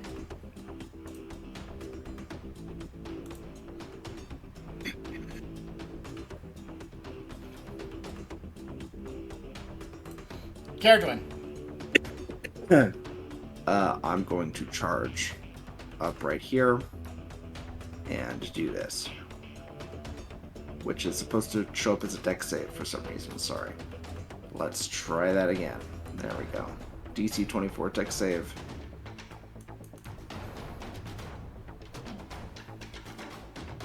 As a 90-foot cone of fire bursts forth past him. And in fact, I'll stand over where Sonia's body is so I don't get Gallenford in that on accident, because he is under stick and I can't see him. No, Gallenford's over here.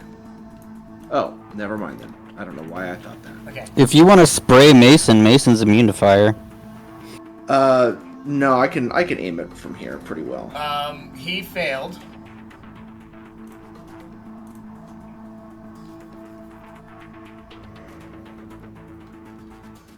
So The first one I rolled, I mean, we can stick with the 80 if you want for the first one. Since I rolled again just to add the dex bit to it.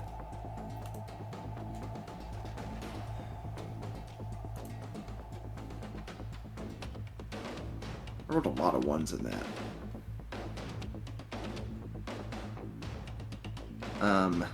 And then as a bonus action,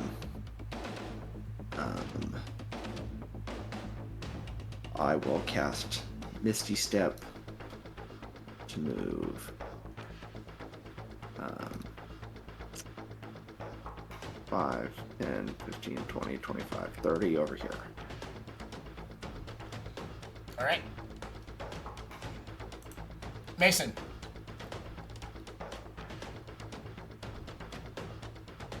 We'll just attack him some more.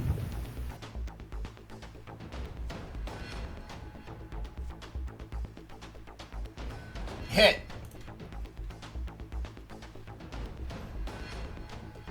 A plus. I don't care if he does. I'm gonna stab him as many times as I can. Hold on. 8 plus 16 plus 8 is 20. 24. Total damage is 56.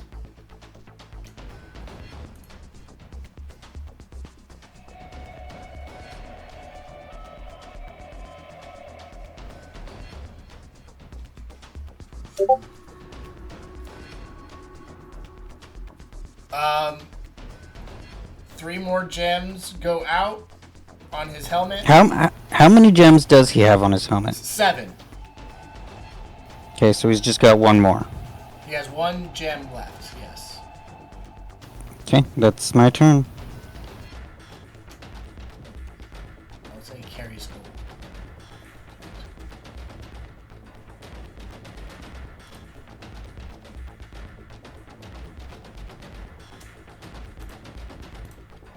He has to take the dodge action. Galliford.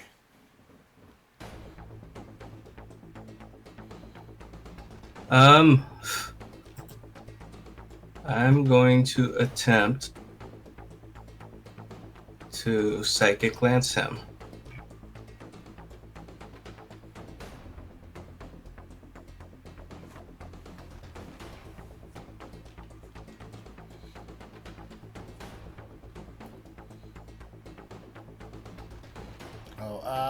Intelligence save? Yeah.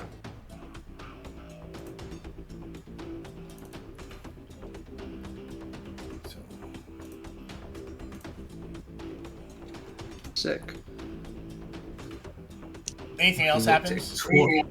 He's incapacitated. Yeah, Okay. For when? along with the main charge. Until the end of my next turn. Alright. Is that your turn, Galliford? Yes. Yes. Okay. He's incapacitated. Caradwin. Mason, you said you're immune to fire damage? Yep. Sick. I'm gonna drop a 5th level fireball right on top of him. Not a Mason on the knight, Right. but Mason's there.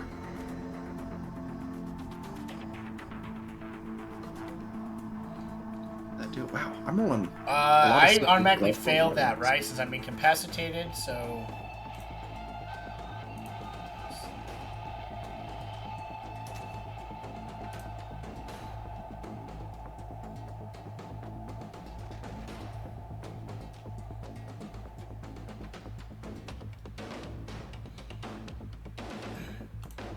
Is that your turn, Caradwin? Yep. Alright. Mason. Gonna keep poking him. Alright. I can't remember. I know they're auto crits. That's paralyze. Incapacitated is not an auto crit. Oh.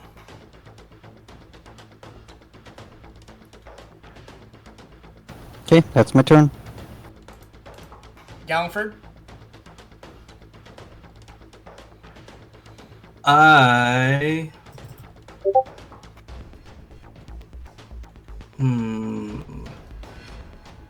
I'm going If you have more of to those spells, cast. it might be. Yeah, I'm going to cast Shatter on him.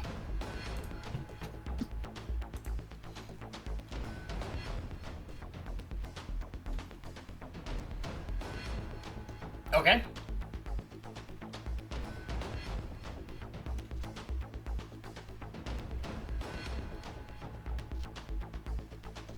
Oh, okay. Con save 17. I crit. Forgot you could still make those.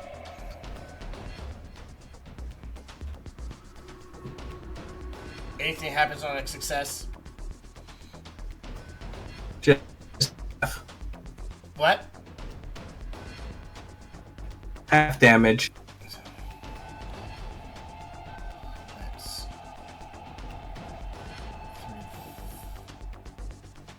17? Or...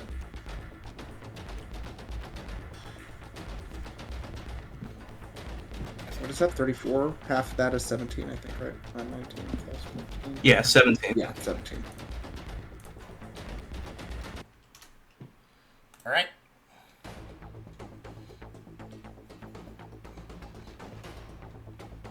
Is that your turn? Yes. Alright. He's going to attack you twice. Attempt to attack you, Mason. For 20 Miss. and a 19.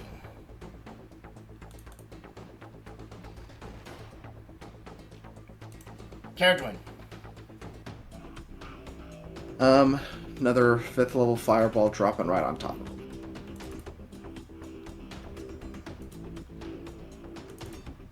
That is a fail.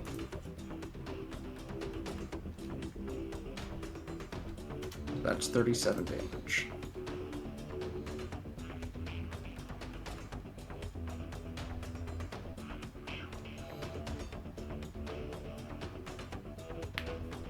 Is that your turn? Yep. Mason. I'm gonna drop my harpoon, reach down, pick up Black Marrow, and shoot him with that one's breath weapon. Hell yeah. Nice. That's a fucking rad Okay, move. I'll allow it.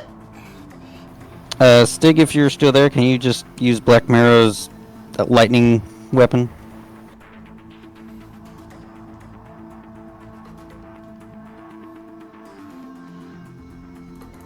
I made this weapon to protect him, and you will die by this weapon. I succeeded, so it was half of 72. 36. 36. Alright, hold on. Mason, describe to me how you finish off Hell's champion. I shoot I stab it right into him and shoot the laser, so it just fills him with the glowing light, and I just watch him burn from all the work I put into this special weapon for Stig, and I just cook him from the inside. All right. He does fall. Smoldering smoke radiating from the inside of him. And he sits there, not unmoving. I pull out and I go, Black Marrow strikes true.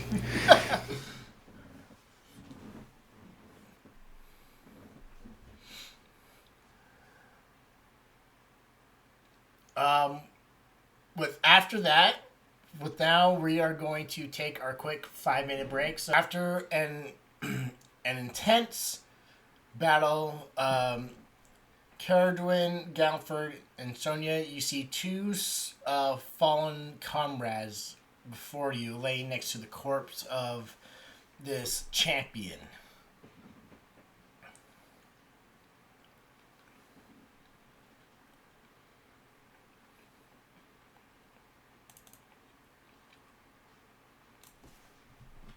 Does it look like his sword has that same energy, or because that's what looked like where their souls were going, right? That he trained them with the sword. Yes, it seemed so during the battle. Is any of that energy still there? That magical energy? Yes. You see 7 of the 9 rubies still activated, and 1 emerald on his helm. Okay. If possible, I would like to try to cast Dispel Magic on the sword, just out of even if just like a panic of like, I have to try something.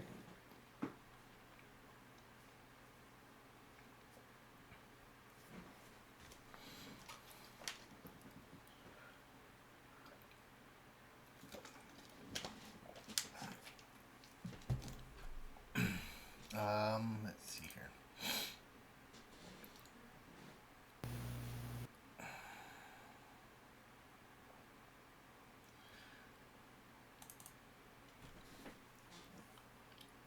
It seems as though the yes, the sword is magical. What you're, I think, what are you trying to achieve with dispel magic exactly? I'm trying to see if I can dispel whatever magic is keeping their souls locked. If they're in the sword, if I can release them by doing this. Okay. All right, give me a.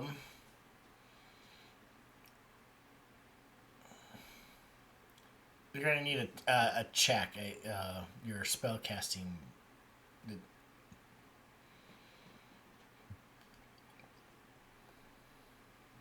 I'll Straight inspire intelligence, or do you you want when me you to make do? this check if you wish. And they'll give you a flash of genius.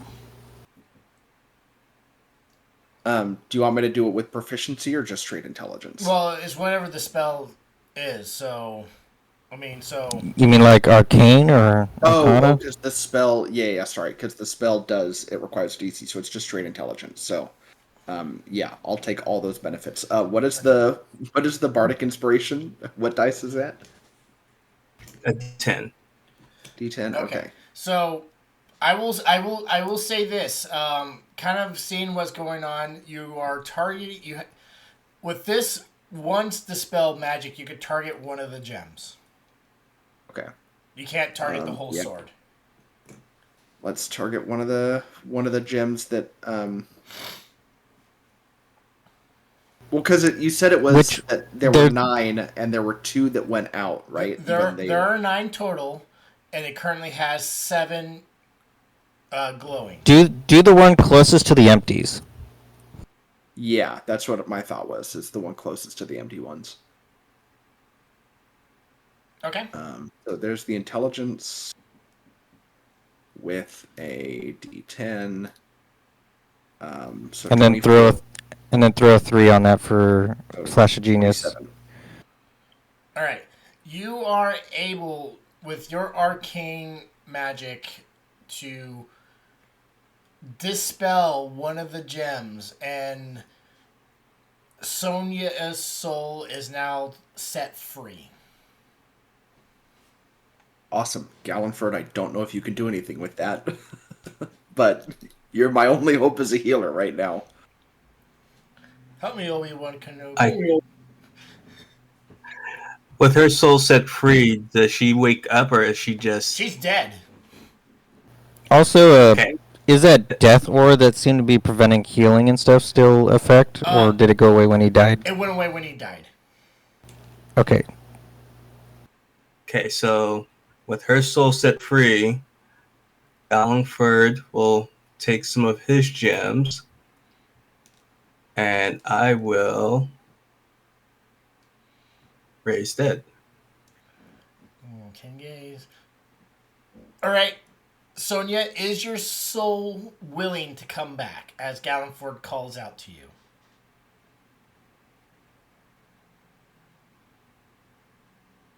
I think your audio is so broken because we can't hear you if you're speaking.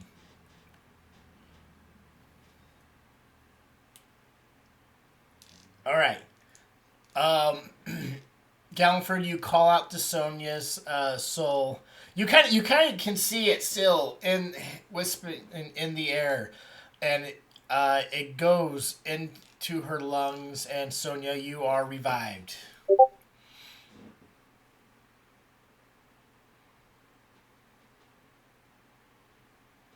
Sonia, it's wonderful to have you back. No time for rest. I'm gonna dispel the other gem next to the one that I did. The next in line. Yeah, the next in line. Thank you. Gonna Can I give you get the same another bonus. Yep. Yeah. Same. And Rinse I'll and do the repeat. same. I will say I will give you this. The DC is 15. Okay. Don't That's care. fine. We're not All the taking any bonuses. I chances. know. All right. Plus a D10. Plus 3. That's a 30. All right.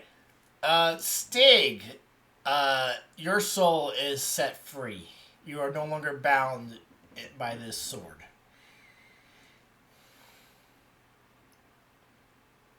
So Gallenford, Sonia, now I that know you Sonia's just back, I don't know who has it. I know you just woke up, Sonya, but are you able to use yours? Yours doesn't ask if they're willing. Well, she did try to cast it last time, but it did consume the diamonds for Revivify last time. So I don't know if you guys. I don't think it's been 10 rounds yet No, for Sig's death. Technically, no. But I don't know if she still has more diamonds to cast Revivify. I still have some. If she doesn't.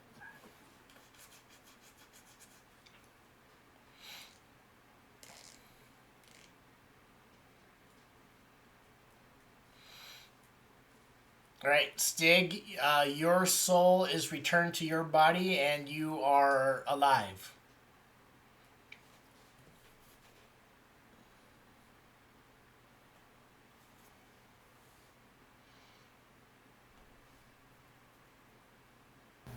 Okay, we're just gonna shove this skeleton knight person into a bag and just take the whole body back upstairs.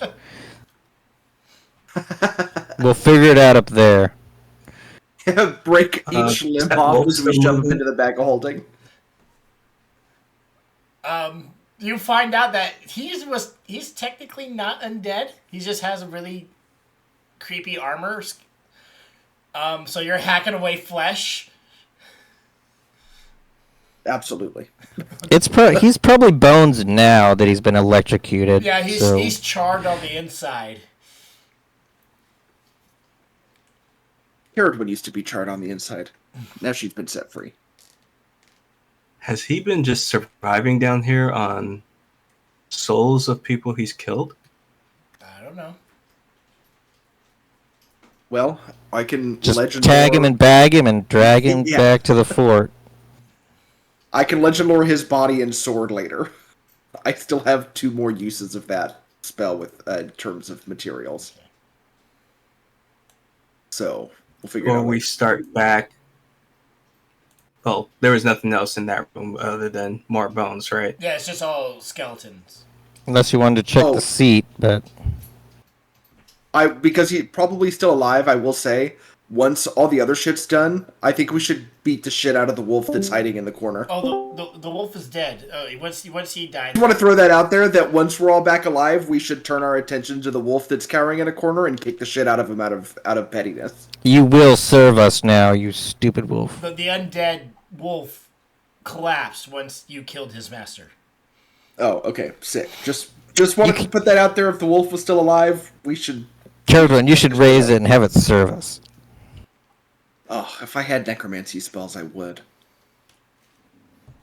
Contact the I'm professor. certain there's another shadowy canine watching.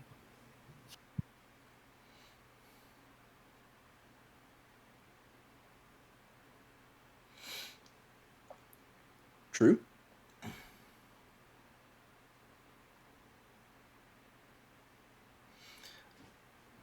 So you all carry this. Are you carrying the whole corpse, or are you just stripping him of everything? We'll just strip him of everything and leave him naked down there like he deserves. Okay.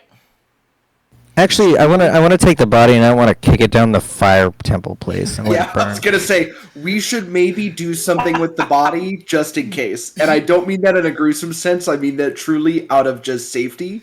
The body needs to be burned. Now that I'm immune to fire, now that I've got the immunity to fire armor, I'm gonna just wade into the lava and just toss it on a rock and be like, "You were the chosen one, Anakin." Well, I hate you. Well, unfortunately, if you remember, the lava cooled when you cleared the lava temple. So you can, I can see it just cracking through the magma layer and just chucking them into the lava underneath. I could just drop a fireball on him, but change the damage type to acid. And just melt his body away. Guys, you're so pissed off. Have you guys ever seen what is it, Full Metal Alchemist? When Hughes is burning Envy, just pretty much. That's what it felt like with all of the fireballs that I was dropping on him and lightning bolts. But yeah, I would like to melt the body with an acid fireball, so that we don't have to worry about him coming back to life. Okay. Does our group have a name yet? Because we could just change our name to like the Fireballers or something. Your group's the Meddlers of Mischief. Yeah, I think we need to upgrade to something like "Don't mess with us or we'll kill you." And add that in the next lyrical song.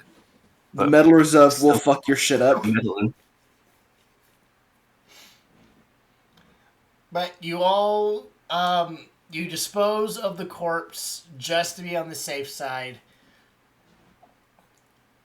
You haul up his gear, and you are back in your fort.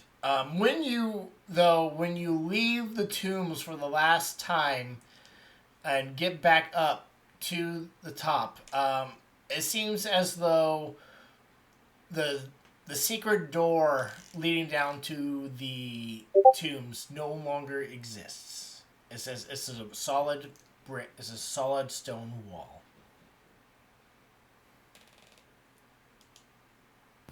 On the wall it says, "No one will ever believe you." Was that all like an interdimensional plane that we were walking through?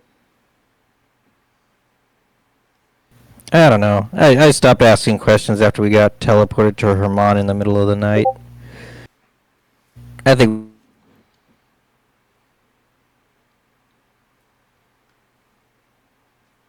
gonna go get the crown out of the lead box and see if I can attune to it. Okay. Should we find out what all this stuff does first and what those remaining orbs are? I can start identifying things. Okay.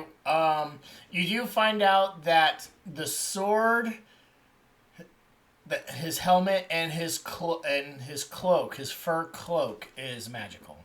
The armor is just and his shield is magical.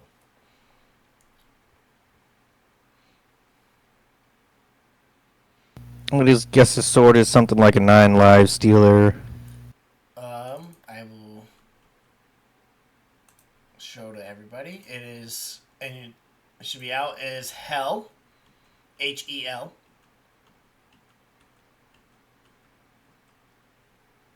Now, the rubies that I unsealed, are they empty again? They are, yeah, they're empty, but they're still on there. Okay, so they have 4. It has 4 charges left, or It technically has 6 charges left. oh shit. Okay, hell yeah.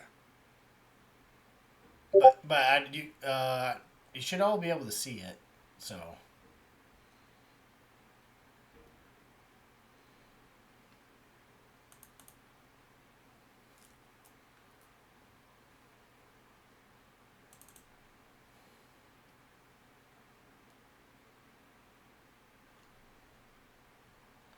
here is the helmet.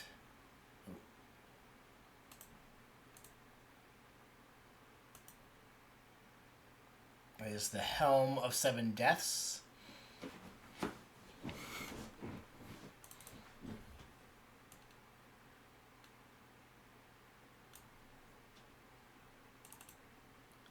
And you're, Mason, you're just ritually casting all this, right? Yeah, since we've got time. And here's the cloak.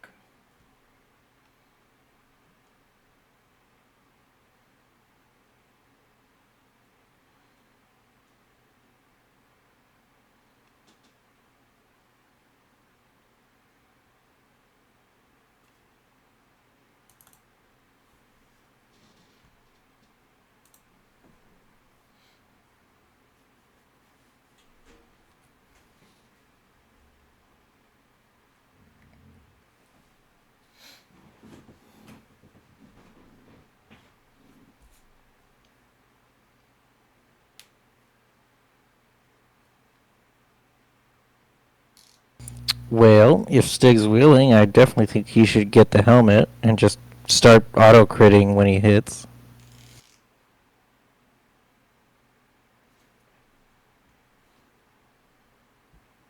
Agreed.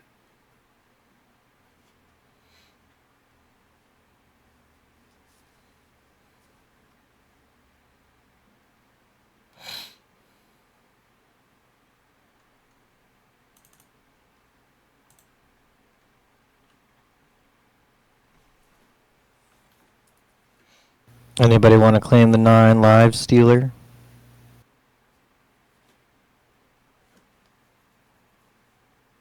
Too big.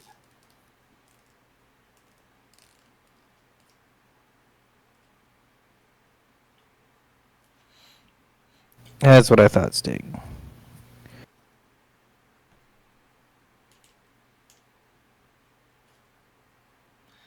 You could tell by looking at his vestments and everything like that that. Well, you can give me anybody who wishes. They can give me a religion check. I'll attempt that.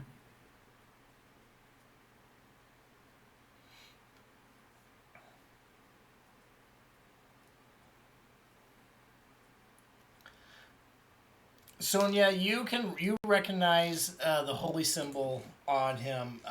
He worshipped the ancient goddess of death known as Hell.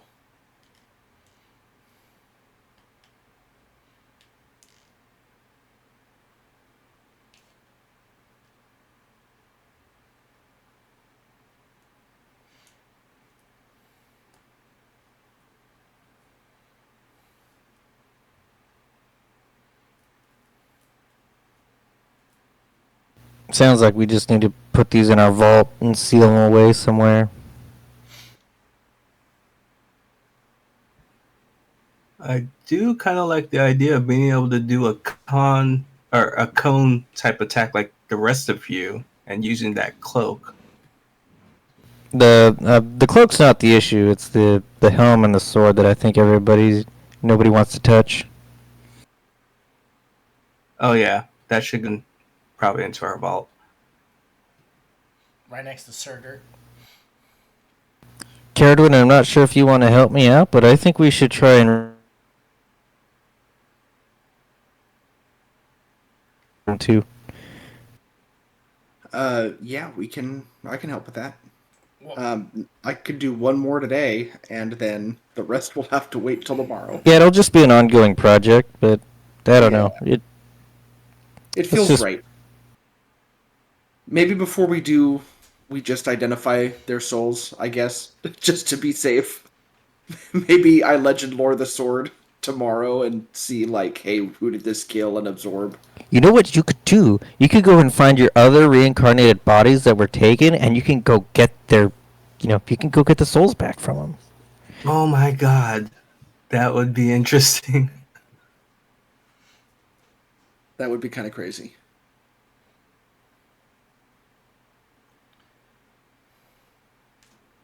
Any objections to Galliford using the Fenrir's hide? No, go for it. Take it. so it is a big, heavy fur cloak, like a winter cloak. Yeah, go ahead and wear it if you want it.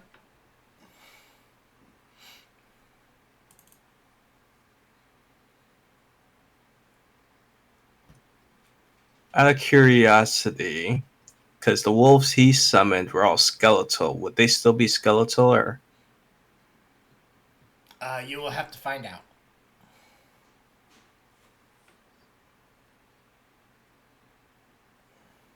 Before we seal away the 9 live stealer, can I try and copy that when you hit, you can crit ability for like a single use or something?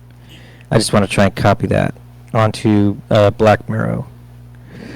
You can most certainly try. I need to make Black Mirror more powerful, apparently. It's got to protect Stig better. So you take the 9 lives stealer. You take Hell and go back to your warehouse. Workshop. Caradwin, you go back up and fiddle with the crown. Yeah. I want to tune to that. Okay, Gallenford, you're trying to do a fashion show with your new cloak.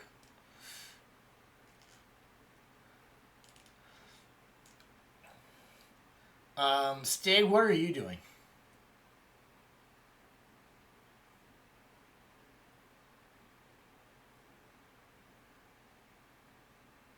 Probably gathering his stuff.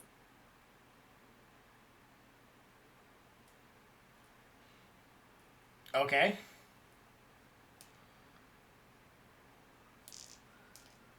And Sonia, what are you doing?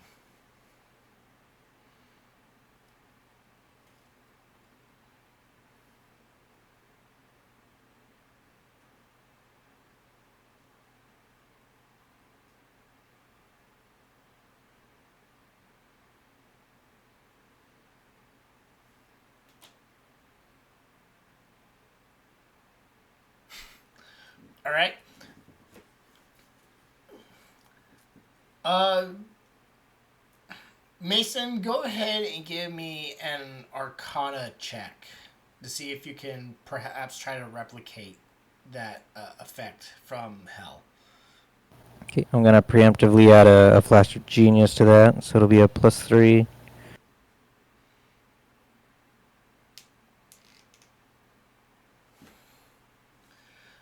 So 29. Yep.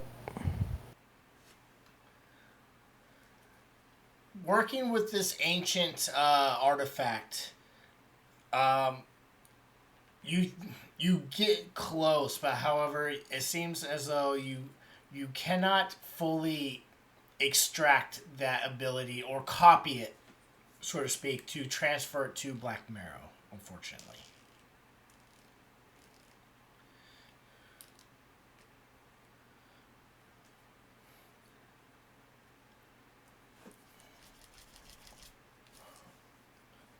Sig, what are you gathering up your stuff for? Oh, he's gonna go find Aurora. You're leaving? Yep.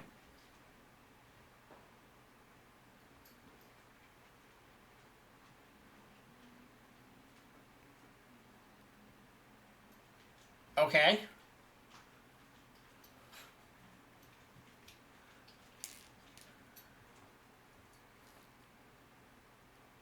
So you begin packing your things and you are about to set out to the Imperial City to begin your search.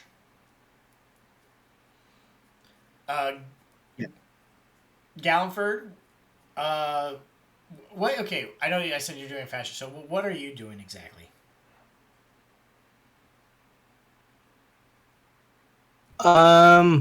I'm also trying to double check this cloak to make sure it's actually going to be useful. I just realized it's got an aura that's probably what was keeping people from healing, which may not be as good of an idea as I thought.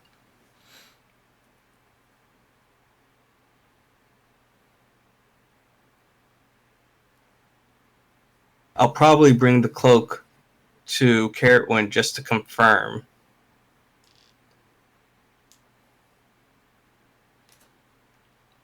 Okay. Uh, Carrot Gallenford approaches you in the library with the cloak. Yes.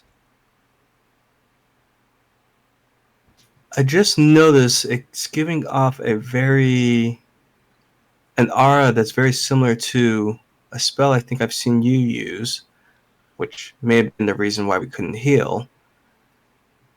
Can you tell me if it is constantly doing that? Yeah, I'll ritually cast Identify and see if it's a constant effect. So yeah, the aura of chill touch is a constant effect while you're attuned to it.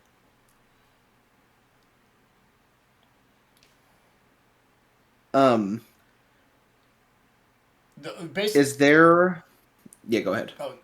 So basically, except for the wearer, those in the aura are under the effects of the chill touch spell. Yeah, that was my concern. So yeah, I'll tell Gallantford that of like this would affect everybody around you. It's just not you. So you could be healed, but nobody standing within 15 feet of you could be healed.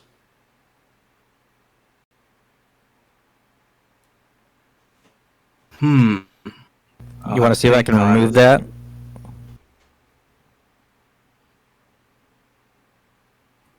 Possibly, because that aura might hinder us, but everything else could be useful. Well, I can try. I can try and remove it, just that function, or maybe I can have an on and off function for it.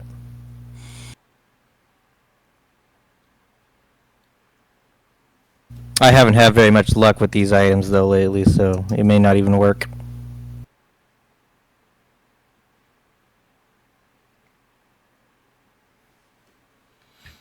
Always worth a shot. These items are all very Viking-like, so I guess they Ancient, I technically think, aren't is the really word you're old looking style. for. Ancient human. Yeah, I guess an ancient human artifact would be like last season's fashion for elves.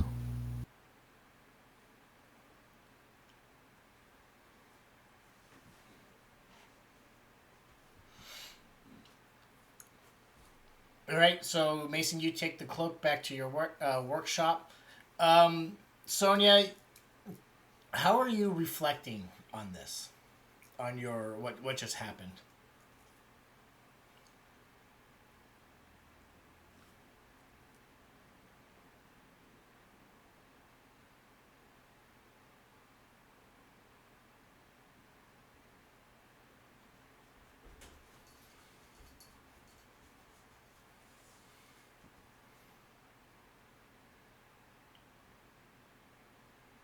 Okay, so all right, so you're praying to Zolkerton, basically, right? Okay. Where I what are you praying? I mean, I know you don't have a mic, but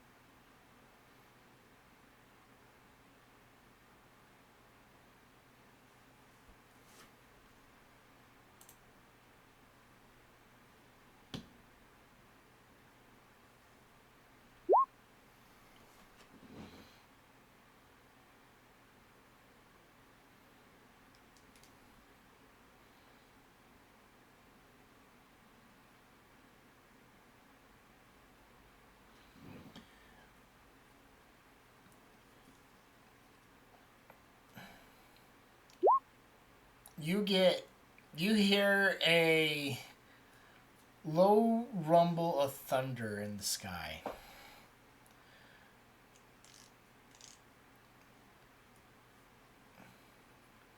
You and even in the snow it's normally you don't see thunder and lightning storms in the during the winter. They're rare naturally, but you get like a mixed answer. You get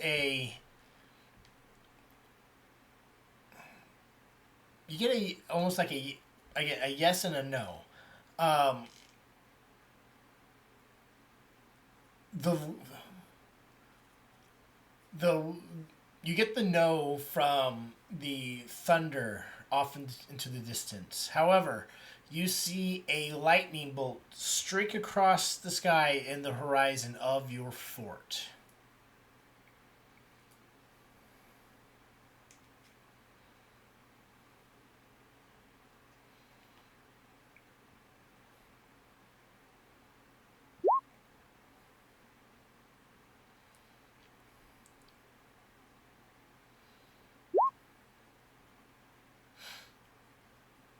Give me a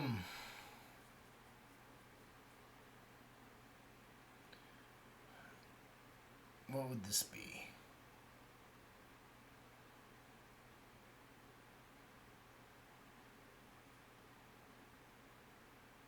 Give me a perception check.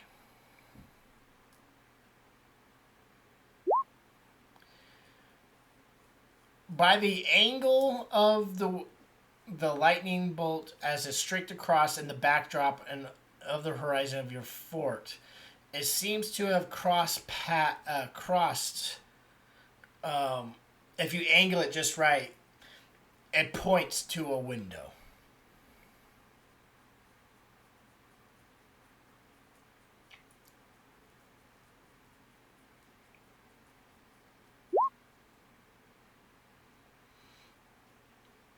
Okay, you rush inside.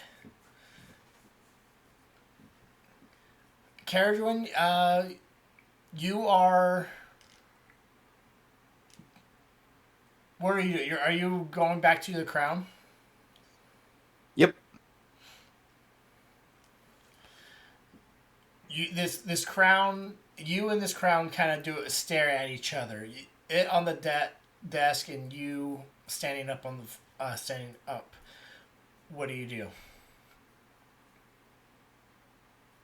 Listen here, Crown. We took care of the guy downstairs. I'm gonna put you on my head. You're not gonna throw me against a wall. And then I'm gonna pick it up and put it on my head. All right.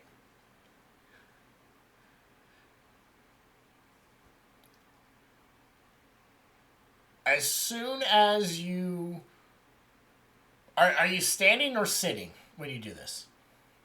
Standing. Okay, this is what I'm just trying to get a picture. You kind of raise it up above your head and you slowly put it on your head. But when you do, it is as if you are transported back in time. Sonia, you rush past all the bedrooms and head up the stairs to where you believe the window that the lightning bolt pointed you to. And it seems as though it leads you to Caradwin's room. And that is where we're going to end the evening.